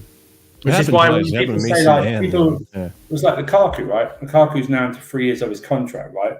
Let's just say 100 million euros, right? For anything over 40 million, this summer would be a profit on it. Plus his getting wages off as well would be a huge factor in that. So if Saudi Arabia come in and even put like 45 million down for him, that'd be a profit. Yeah. It's like at least a 5 million profit because depreciation of his contract is at least 20 million each season. So he's now down to like 40 million worth. Yeah. Speaking of profit and making money off of some of these players that we have currently or signed, someone did mention, who was it? Here we go. If we're in trouble financially, you'll see us sell Santos and Angelo. Yeah, well, on the topic of Santos, don't worry, guys. He's not going to get sold. However, he apparently, according to L'Equipe, André Santos' loan move from Chelsea to Strasbourg could be extended by another year. The manager, Patrick Vieira, is happy with Santos and what he has brought to the group. Even though I find it odd, I think he's only made one start since he's been loaned out to Strasbourg. I could be wrong about that. I can't know that Patrick Vieira, everyone's quoting Patrick Vieira, he might not be there. Yeah, that's true. Patrick Vieira might not be there, especially if they get relegated or something. Yeah. Right, exactly. Yeah, so, I mean, good if he plays. That's it. That's the only way I can see this being a good thing is if he plays. But wouldn't it all depend on the new manager coming in? It's also true. Like if he likes if he likes Santos and wants him to be part of that midfield, especially with like Lavia and Ugo Chukwu injuries and stuff like that, right? Like we don't know how long they're going to be injury prone and stuff like that. Wouldn't it make sure that if the manager comes in and says actually you've got no chance really of playing that much, that's fine. But if the manager comes in and goes, actually I like the look of this Santos kid, I'm going to give him a go, and I'm going to give him a go in pre-season. He's going to listen. What a new manager should, if we do get a manager, should come in and definitely give these guys a huge chunk of pre-season. The problem is he going to be around for pre-season? Is he going to be picked by Brazil for the? He's going to be picked by Brazil for the Olympics. Probably. Yeah, 100%. So 100%. He's stumped, right? Mm-hmm. He's stumped, right? In terms of a new manager coming in, because he's not going to be around for a lot of pre-season. This guy's seen so many managers in such a short time. When you think about it, preseason with Poch. Welcome to Chelsea. Then he goes to Nottingham Forest. And he goes to Patrick Vieira. Yeah. Oh my days. Yeah. Don't learn the manager's names because you probably forget it. Yeah. Call him Gallagher or Boss. You know what I mean? Yeah. But Adam said it here, like, good, make sure he plays. He was excellent in that one game. I just am curious. I think he started that game. And he did look good from the highlights I saw. He did start. He started the game. No problem. Yeah. But the problem is he's not here. We paid 65 million. You're right. So, yeah. No, Vic. I wasn't down. I wasn't like. I just thought I just do depreciation by that. Yeah. Was it 65? Yeah, it might have been actually. Yeah, I thought it was. So then we're looking at it has to be well over 40 for Cucurella. Well over 40. Anything lower than that is not a profit at all. We're taking a loss on that. But going back to Santos, yeah, he's stumped, man, because he's going to be picked by Brazil for the Olympics, definitely. So if a new manager comes in, he's not going to get a good look at him for an entire preseason. The Euros end in early mid-July. Players are off, and I think is it August 11th the Premier League starts? It's a quick turnaround. I put the date, Marshall, on the I have it. for Olympics on. Premier League is supposed to start August 17th, and it ends May 25th. And we have the Olympics July 26th to August 11th. Oh my god! Oh my god! You would expect Brazil to progress to knockout stages of that, no matter what. Yeah. So whoever plays in the Olympics essentially will not be involved with preseason, at least for the they will get an extended time off. They will not start the season. They will start very late into. So that's why I'm worried about Gusto. I think Gusto will be kicked by France, and he won't be back. With the Olympics, I saw something. I don't know if this is true. Apparently, the managers have the clubs have the right to deny the players to be able to go to the Olympics if they. So you are. If a player really wants to go, you are treading on very delicate ground. Especially, the South American, especially Brazil, love the Olympics. One of Neymar's highest. It's actually probably Neymar's one of his highest accolades. It's the Olympics. No, they do. Even Argentina and stuff like that, they take it. So I'm worried about them picking Enzo. I think he needs a rest. No, even after it's 21 and younger, but then you can have but you can pick three. You can pick players, 3 people or something over the amount, something like that. But that's why Neymar was picked when they won it. I think it was 2014. Yeah, 2014. Yeah, something like that. Mm-hmm. And so it's just one of those things. Going back to him with this, it's an interesting summer for him because, like I said, he's not going to have a pre-season with us. Yeah. It's not. Likely not. And I do worry because, there's just too much happening. There's too much happening. Only 3 weeks after the end of the Premier League, then we're going to have Euros, fucking Copa America, and then Olympics and the preseason. Who says we don't buy another midfielder? Oof. If you sell Gallagher, right? You sell Gallagher, you leave yourself very thin with Enzo and Caicedo because you've got Carney there. But in terms of you got question marks over Ugo Chukwu and Lavia. And Carney might go to the Olympics too. Because he's 19. Yeah. We don't. It's Great Britain in the Olympics, so we only did one for 2012. We don't usually do one. Okay. He's England. Yeah, he plays for England, so we wouldn't do one. We did that one especially because we hosted it. We don't put in a team because it's under Great Britain. It's all this ridiculous. You don't have to. You have to. FAs have to do some shit. So who do you get then as a replacement? And I'm scared about the right backs, to be honest. Right backs are an issue if Reece James coming back. Oh yeah. And Gusto probably going to be picked for. I'm scared. At least the Olympics. Yeah, at least the Olympics. I feel like Reece James might Russia like he did for the World Cup. Cassidy get them to the Euros. Cassidy's a shout, but mm-hmm. I've not seen enough of this kid to see him what he's and he's injured. Comes back to us and he's injured. Not injured at Leicester, but he comes back and he's injured here. I mean, what does that? He comes back and he's injured, and Leicester didn't want him to leave. We called him back for what? For what? I mean, to close off the show, we'll end on this topic because it is the big topic that people have been talking about, and his name has been mentioned a few times. But before we get to that point, ladies and gents, we are close to 50 likes. There's 63 of you watching on YouTube. We're at 45. We can get 5 more of you to smash that like button. I would greatly appreciate it. And big up to everyone who has been chilling. Big up to everyone who is watching this in the background or wherever you're watching it. Again, we it's very much like a live podcast that this has turned into, which is phenomenal to see. It was never supposed to go past an hour 45, but then it just turned into this monster. Oh, yeah, because your previous ones have all been an hour 45. Hey, when it first started, it was a stream. I remember finishing Actually, a 45 2-hour minutes. I remember in the past couple of weeks finishing a 2-hour podcast on Sarcasm City, and someone went, "Who's live?" and someone went, "Casually FC." I went, "What?" And it was like 2:30 in the morning or something in the UK. And he was still alive. Hey, You finished and sent it over to us. We had to send up. We sent Big up, our Suleiman. people over to you. You know what I mean? It was like, what the fuck? These have turned into they turned into Joe Rogan shows. You know?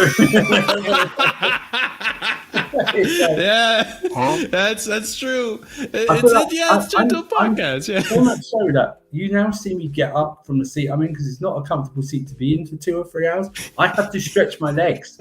I go on a walkabout for like 5 minutes. That's why you won't see me sometimes. But I don't answer something. It's because I'm literally walking around my house trying to get the feeling back into my knees. Yeah. I'm now thinking of when you next see me, it'll be a different green background. So I'll be in my living room on my recliner chair. Because I feel it'll be more comfortable. We're sitting there like that. Dude, there have been times where I've seen you come on stream, go to another stream, and then come back later. I did that Same once. stream. I started here, and I was here for 45 minutes or an hour. I went to Sarcasm City, completed whatever stream that was on. I came back, and we were stayed for another hour. Hey, big up to you guys. Big up to the panel, man. Obviously, you guys are troopers. You stay, you hang out. We talk Chelsea for 3 hours, and it's awesome. Yeah, in the beginning, Marshall asked Ahmed, Jesus Christ, we're not bringing this back. Go back. If you want to look at the joke. I'm sorry. That was from the very beginning of the show. But big up to everyone. Obviously, if some people watch this during work, it gets them through the work day. So, and like I said, it's like a 3-hour podcast. So bro, if people are watching one of these podcasts at work, it takes up nearly half of their shift. If they don't, it's great. Because I think it would take up most of their shift. So I think they'll pause it sometimes, not because we've gone on for so long, because they're doing stuff at their work, and then they come back and then pause it, and they probably do it for the rest of the day. We're with people during their shifts. Yeah, I mean, we're with people for 8 hours. But yeah, big up to everyone who watches the show, and big up to everyone who listens to the show. Obviously, we're very, very much appreciative of that. And big up to Suleiman, big up the panel and quality show. Always, we try our best here. And like I said in the beginning, this used to be a 45-minute show, and then it's evolved into 3 hours. Even on days where I'm thinking, time we did 45 minutes? When was that? I think we were still KH No Filter Football when it was 45 minutes. All right then. So it's definitely changed dramatically and evolved dramatically to what it is. And even now, like, I have to make sure it stays within 3 hours. I have to get rid of topics. Man. It's like, we end up talking about so many things, and you never know what's gonna strike lightning, and we always do strike lightning. So it's crazy to see what happens and how I have to build the shows. And I always think it's going to be, this is going to be a short show and nothing to talk about. And then we turn into 3 hours somehow. Even on international break, that's the crazy part. Even on international break, we still find 3 hours to talk about Chelsea and, still have a refreshing conversation. But enough of that. Big up to everyone who smashed up the like button. We're at 51 likes. You guys are goated. But thank you to support. And let's go ahead and end it on this final topic, which is Conor Gallagher. Everyone's been talking about it. It's been the hot button topic of today, it seems, or not today, but yesterday and the day before. He's being evaluated, apparently, before they offer him another contract. So let's go ahead and bring up this final topic. Chelsea have not offered Conor Gallagher an extension on his deal just yet. It is understood here that there have been pre-contract talks, although they as of yet have not transpired into anything concrete, according to Bobby Vincent. We go on. Sources at rival Premier League clubs tell us that Chelsea are actively trying to sell academy graduate Conor Gallagher this summer, with 12 months to run on his contract and any transfer fee booked as pure profit in the FFP world, according to Craig Hope. Then we continue on here. Conor Gallagher wants to discuss a new contract at Chelsea, but the club want to take their time to understand the situation with Gallagher and the cost of his contract in the context of financial fair play. So it seems like the club want to see what the future may hold. I think a lot of it has to do with Poch. I think they're going to see what's going to happen with Poch. And if Poch were to leave, then maybe that makes it a little easier for Conor Gallagher, even for him to decide that he's not going to stay. Because I think a big reason he wants to stay is because Poch is playing him, and I don't think he saw that coming. I think he wants to stay as well because I think he likes it. He also likes Chelsea, obviously. If he doesn't get any minutes, yeah, of course he wants to leave. But I think the deal is we wanted to give him a 6-year deal years ago or a year ago, whatever it was, but on a very low wage, 100k or less. And yeah, I don't think he was happy on a 6-year deal that cheap. So maybe we have to meet him in the middle, I don't know, an extension 2 years or something, 100k maybe. Or something like that. And like you said about Pochettino, I think Pochettino playing in basically every game, CDM, 10, left wing. I'm surprised he didn't play him at left back or something yet, but I mean, he has. I think he did play him at left back at one point, didn't he? I don't remember left. It was a short cameo or something. He pretty much tries to fit Gallagher in wherever he can. I get Gallagher's a great. I think Gallagher's a good. Actually, yeah, Chris, he did that recent game where Mudryk played as a 10 for the first time in a long time. I think he shifted Gallagher to left back. If I'm not mistaken. I do not remember, but I actually don't mind keeping Gallagher as a squad player. I think Gallagher coming off the bench as well, stuff like that for the future. Say we're getting Cuckoo fully fit and all these other players fully fit. I think Gallagher could be a good squad player. I wouldn't mind it. He's not the important piece in this team. I wouldn't even mind selling him for 40 million. 40 million for Gallagher is a good deal, but yeah, I think it's down to Pochettino, playing him every game. What's maybe securing this job at Chelsea. What's kind of fine in a way if we don't have Pochettino next season. Yeah, exactly. I mean, that's the thing. I don't have a bias against Gallagher. I think there's been a vast improvement to him this season compared to last. However, is he Chelsea level? That's up in the air. I don't think he is. However, time will tell what will happen, because the other argument too with Gallagher is that he's trying, and there are games where he's very effective. So it's in my opinion, that sounds like a squad player when I describe it. So I don't mind him being a squad player. As a starting player, I don't think his name should be on the team sheet every day. So yeah, that's where I fall with Gallagher. Whether he gets a contract or not, I don't know. I mean, they don't want him. Yeah. Always in contract stuff. They don't want him. They tried to sell him since last year, 2023. They don't want him. Carney can do his job if he stays fit. And exactly. Squad player, but the problem is I'm not paying a squad player 150 grand, 120 grand a week. Sit on the bench. It's not. And also, Andrew. And also now people rivals saying you can get 30, 40 million. And why do you say he's our best player then? If he's our best player, then surely we could get 50 or 60 for him. Yeah. There's no doubt he's improved this game. No problem. He's had a goodish season. No problem. I will respect that. But the fuss around this guy because several things, he's English, he's Cobham, and shit like that, just annoys me. We've fallen into the Mason Mount trap again. What we've done, and fair to Mason Mount, I think Mason Mount's more talented than Gallagher. Really? Yeah, I think he is more talented. I think Gallagher. That's one thing I've never I think Gallagher's attributes get heightened because he runs more. That's all it is. I think Gallagher follows. Mason Mount was doing all that running before last season. Do you know what I mean? So, and contributing more. Stuff like that. I think Gallagher is. We didn't really build a side around Mount. We built a side around Gallagher, like Poch has. Poch has built his side around Gallagher. Oh, Gallagher must play here. He must play here. He must play here. We're having to put Gallagher in and then put wherever he plays and then put people around him. He's negatively affected. Him and Poch have negatively affected Enzo and Caicedo's game.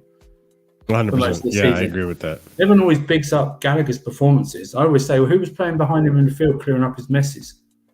Because if you look, even on international duty, the reason we didn't play so well against Brazil is because he left Declan Rice by himself. Now, maybe that's by design. But if he's part of a double pivot, then he shouldn't be doing that. And he's effective at doing that job at running after people in a 10 because he's got two people behind him covering for him. Yeah. Like that. So Curry, it's just one of those. What are you going to say, Curry? if we're talking about wanting our Chelsea back in the Roman days, what did we have during Roman? No, be serious. During the Roman days, we had even our squad players were exceptional. Some of them were captains of their national team, so on and so forth. Everyone clearly saw. All the Rebels fans saw what we've been complaining about with Chilwell and Gallagher during that Brazil game. Everyone's like, you know what? We finally see what the Chelsea fans were talking about. All this Gallagher prop, we're like, you know what? We get it when he's in that deep position and not a headless chicken up front where he's getting his ass covered by Enzo and Caicedo. Mm-hmm. And then he gets benched by Cody Meno. And guess what happens? Oh, we're so much in control. This is the midfield we need. This is the midfield we should go. So now you guys get it. And like Andrew was saying, if you want to talk about the 10 position, Carney can do that. Palmer can do that. And Nkunku was there. If you're talking about the pivot, I think Andre Santos during the preseason, and if he continues progressing in Strasbourg this season even, can do the job that Gallagher can in a pivot to as good or even better. So yes, I would sell him for 40 million, especially when we have Lavia who needs to develop, Enzo, Caicedo, Andre Santos, and Cassidy. And I know we're putting some of them on loan, but still, I think they're way better in a pivot already at their ages than Gallagher is in a pivot. And if you're talking about creativity in 10, every time Carney has played, he's doing well. Hell, even Mudryk is doing better in a 10, creating and creating space and making goals and everything than Gallagher has this season. Mm-hmm. Yeah.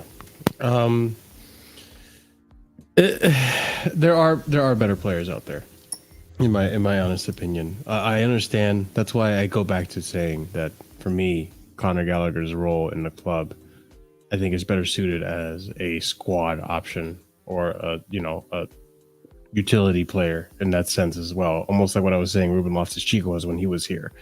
I would actually prefer Ruben Loftus-Cheek over him, but whatever. The player's already sold. There's no. Who does Dustin Rhodes support? Is it Chelsea? I have no idea. This guy's a new guy, so. You support Chelsea, Dustin Rhodes? Let me know in the chat if you support Chelsea. Because if you don't support Chelsea, I would ask whether you take. Oh, okay. Would you take Gallagher at Liverpool? Would you take Gallagher at Liverpool? Let me tell you right now. Would you take Gallagher at Liverpool? And be serious, not for bants. Would you take him? He might. Over Soposlai, you probably would. No. Soposlai sucks, Chris. Come on now. No, he doesn't. We get all these rival fans telling us how good Gallagher is, the best player. When you ask them, would you take him at your club? They say no. Yeah, 100%. Yeah. So if he's not good enough for you, why should, and then you go, you should keep your standard. They have McAllister. Like we have Enzo and Caicedo. Not even a confirmation. He just says maybe. Like, good rotation. Okay, we've said good. That's what we're saying. Yeah, we said rotation here. Fine. Yeah, but what we're saying is he shouldn't be a star. And if we're talking about in the 10, Carney's a bad 10. Carney's a bad 10. Whoever this Destin guy is, Carney, all his minutes in the Prem have been substitute minutes, and he's played 6 games and 170 minutes. Okay, he has produced 1 goal and 1 assist. Connor, in 2,000 minutes, has produced 2 goals and 5 assists. You know, 2 of those, and okay, people are going to say, yeah, we had to get the ball to him. 2 of those assists go down. One of them was that, but both from Mudryk goals, by the way.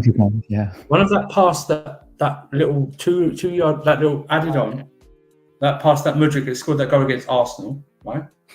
And one of those assists after when Mudryk took the ball off him against Newcastle. Oh yeah. Yeah, it was actually. Yeah. Counts as an assist.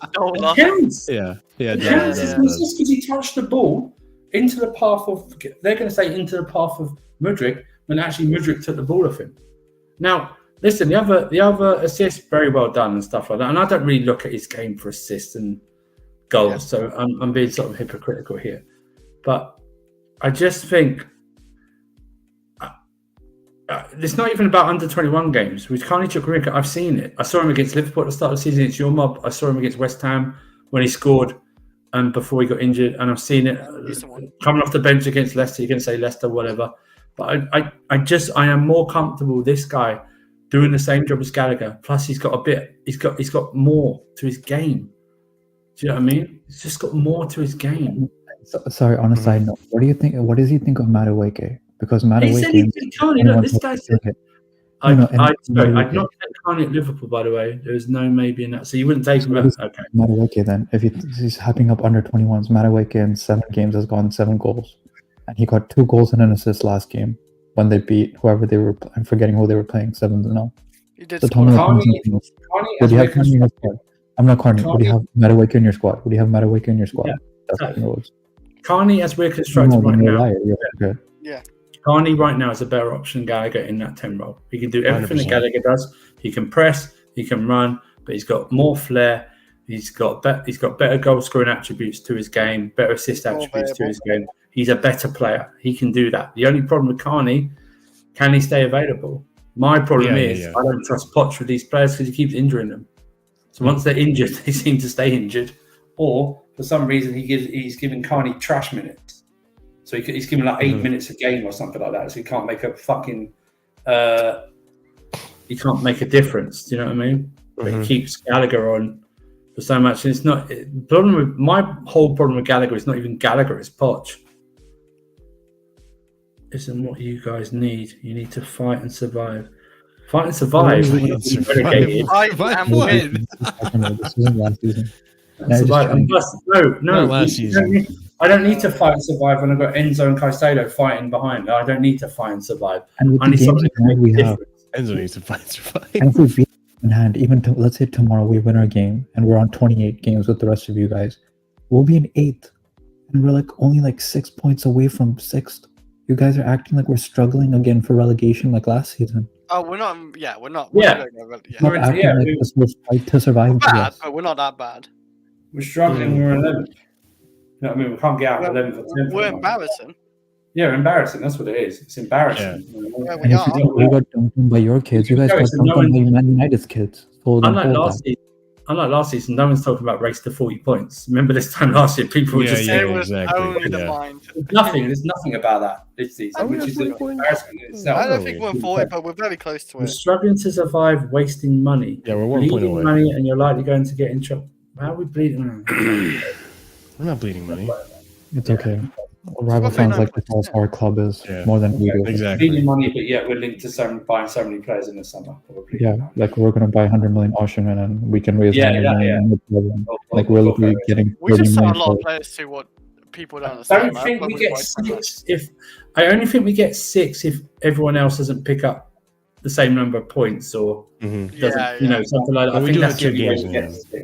No, but even with but the thing is, 2 games in hand. 2 games in hand against Arsenal and Spurs. Yeah, we're gonna win.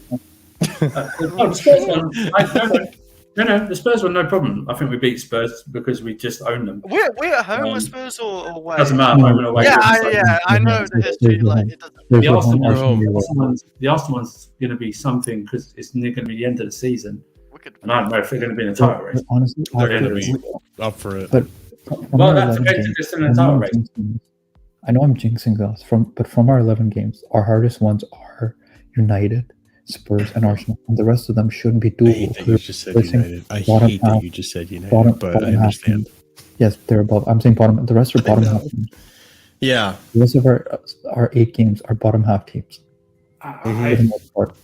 Or Brighton, who we've beaten every time this season, even preseason. Brighton. Right. So it's like, come on. I ain't gonna believe we got top 6, and unless I see more consistent results. It's like seeing a unicorn where we actually get top 6. I just we're 11th. We've been mid-table for 2 seasons in a row now. I ain't gonna believe it. Consistency in results becomes in the consistency of how we play. Yeah. And that's just not happening this season. The way Man United have been able to go on 4 or 5 game run, as crap as they've been playing, they played a consistent way. Yeah. It works against some clubs and it doesn't work, against others. But they're able to go on a 4 or 5 game run and it's like that people are going, oh, maybe they'll pick up 4th. That's embarrassing for this league. Do you know what I mean? That Man United team could be that are even in a 4th place race. It's just embarrassing. To be honest, that Man United game is a big game for us. If we win that, then we can. Listen. If we win, the minimum of the next 3 games is 7 points minimum. We got Burnley, United, and Sheffield. Oh yeah, I agree with you. Yeah, I agree. I agree. No, I agree. I'm sorry, I'm not Yeah. accepting anything less than 7 points. I agree. Yep. I agree. I agree. Yep. I'm just not any Chelsea fan who says, "Oh yeah," but no. If you're if you're It really saying, needs "Oh, to be better. I'll accept less than 7 points," get out right now. Even with the record against Man United, some part of me is going, "I think we should beat them." Do you know what I mean? But it's like minimum 7 points. If we don't get that, then don't talk to me about standards. 100%. We need to get our back on Man United, man.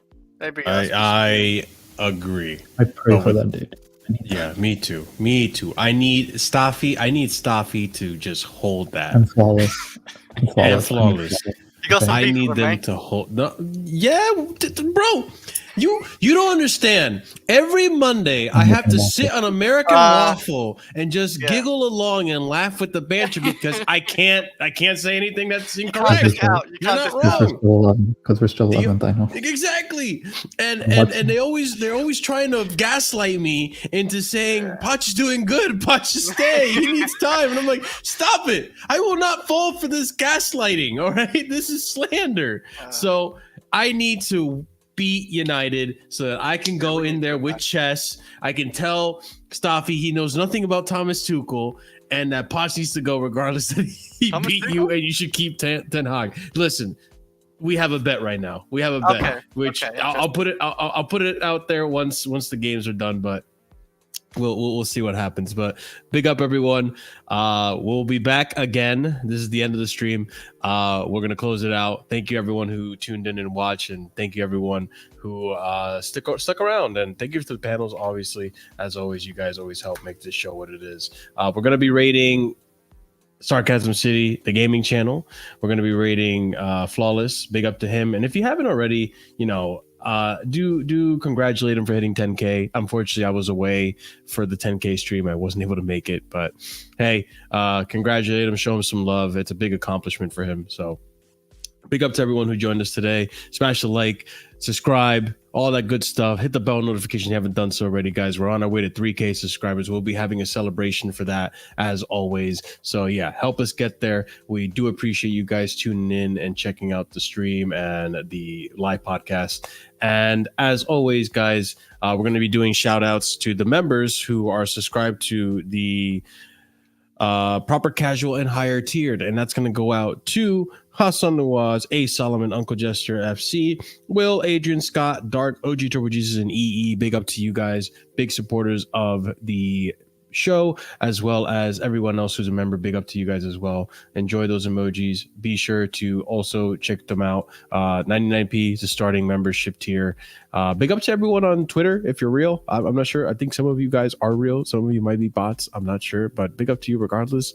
And yeah, we'll be back again Saturday, I believe, after the game to discuss and hopefully discuss a W. Then again Sunday, I think, for another proper casual show, Casually Chelsea show. And then Monday I'll be on, Tuesday actually, I'll be on American Waffle because Monday's Easter. And big up to everyone who will be celebrating, I think, what is it? Passover, technically? Good Friday, Easter, and all that. So sorry for my ignorance. I've already started off. I started the show. I'm ending the show the way I started it, with ignorance. But big up to everyone. See you over on Sarcasm City. As always, stay casual. Have a wonderful night. Peace.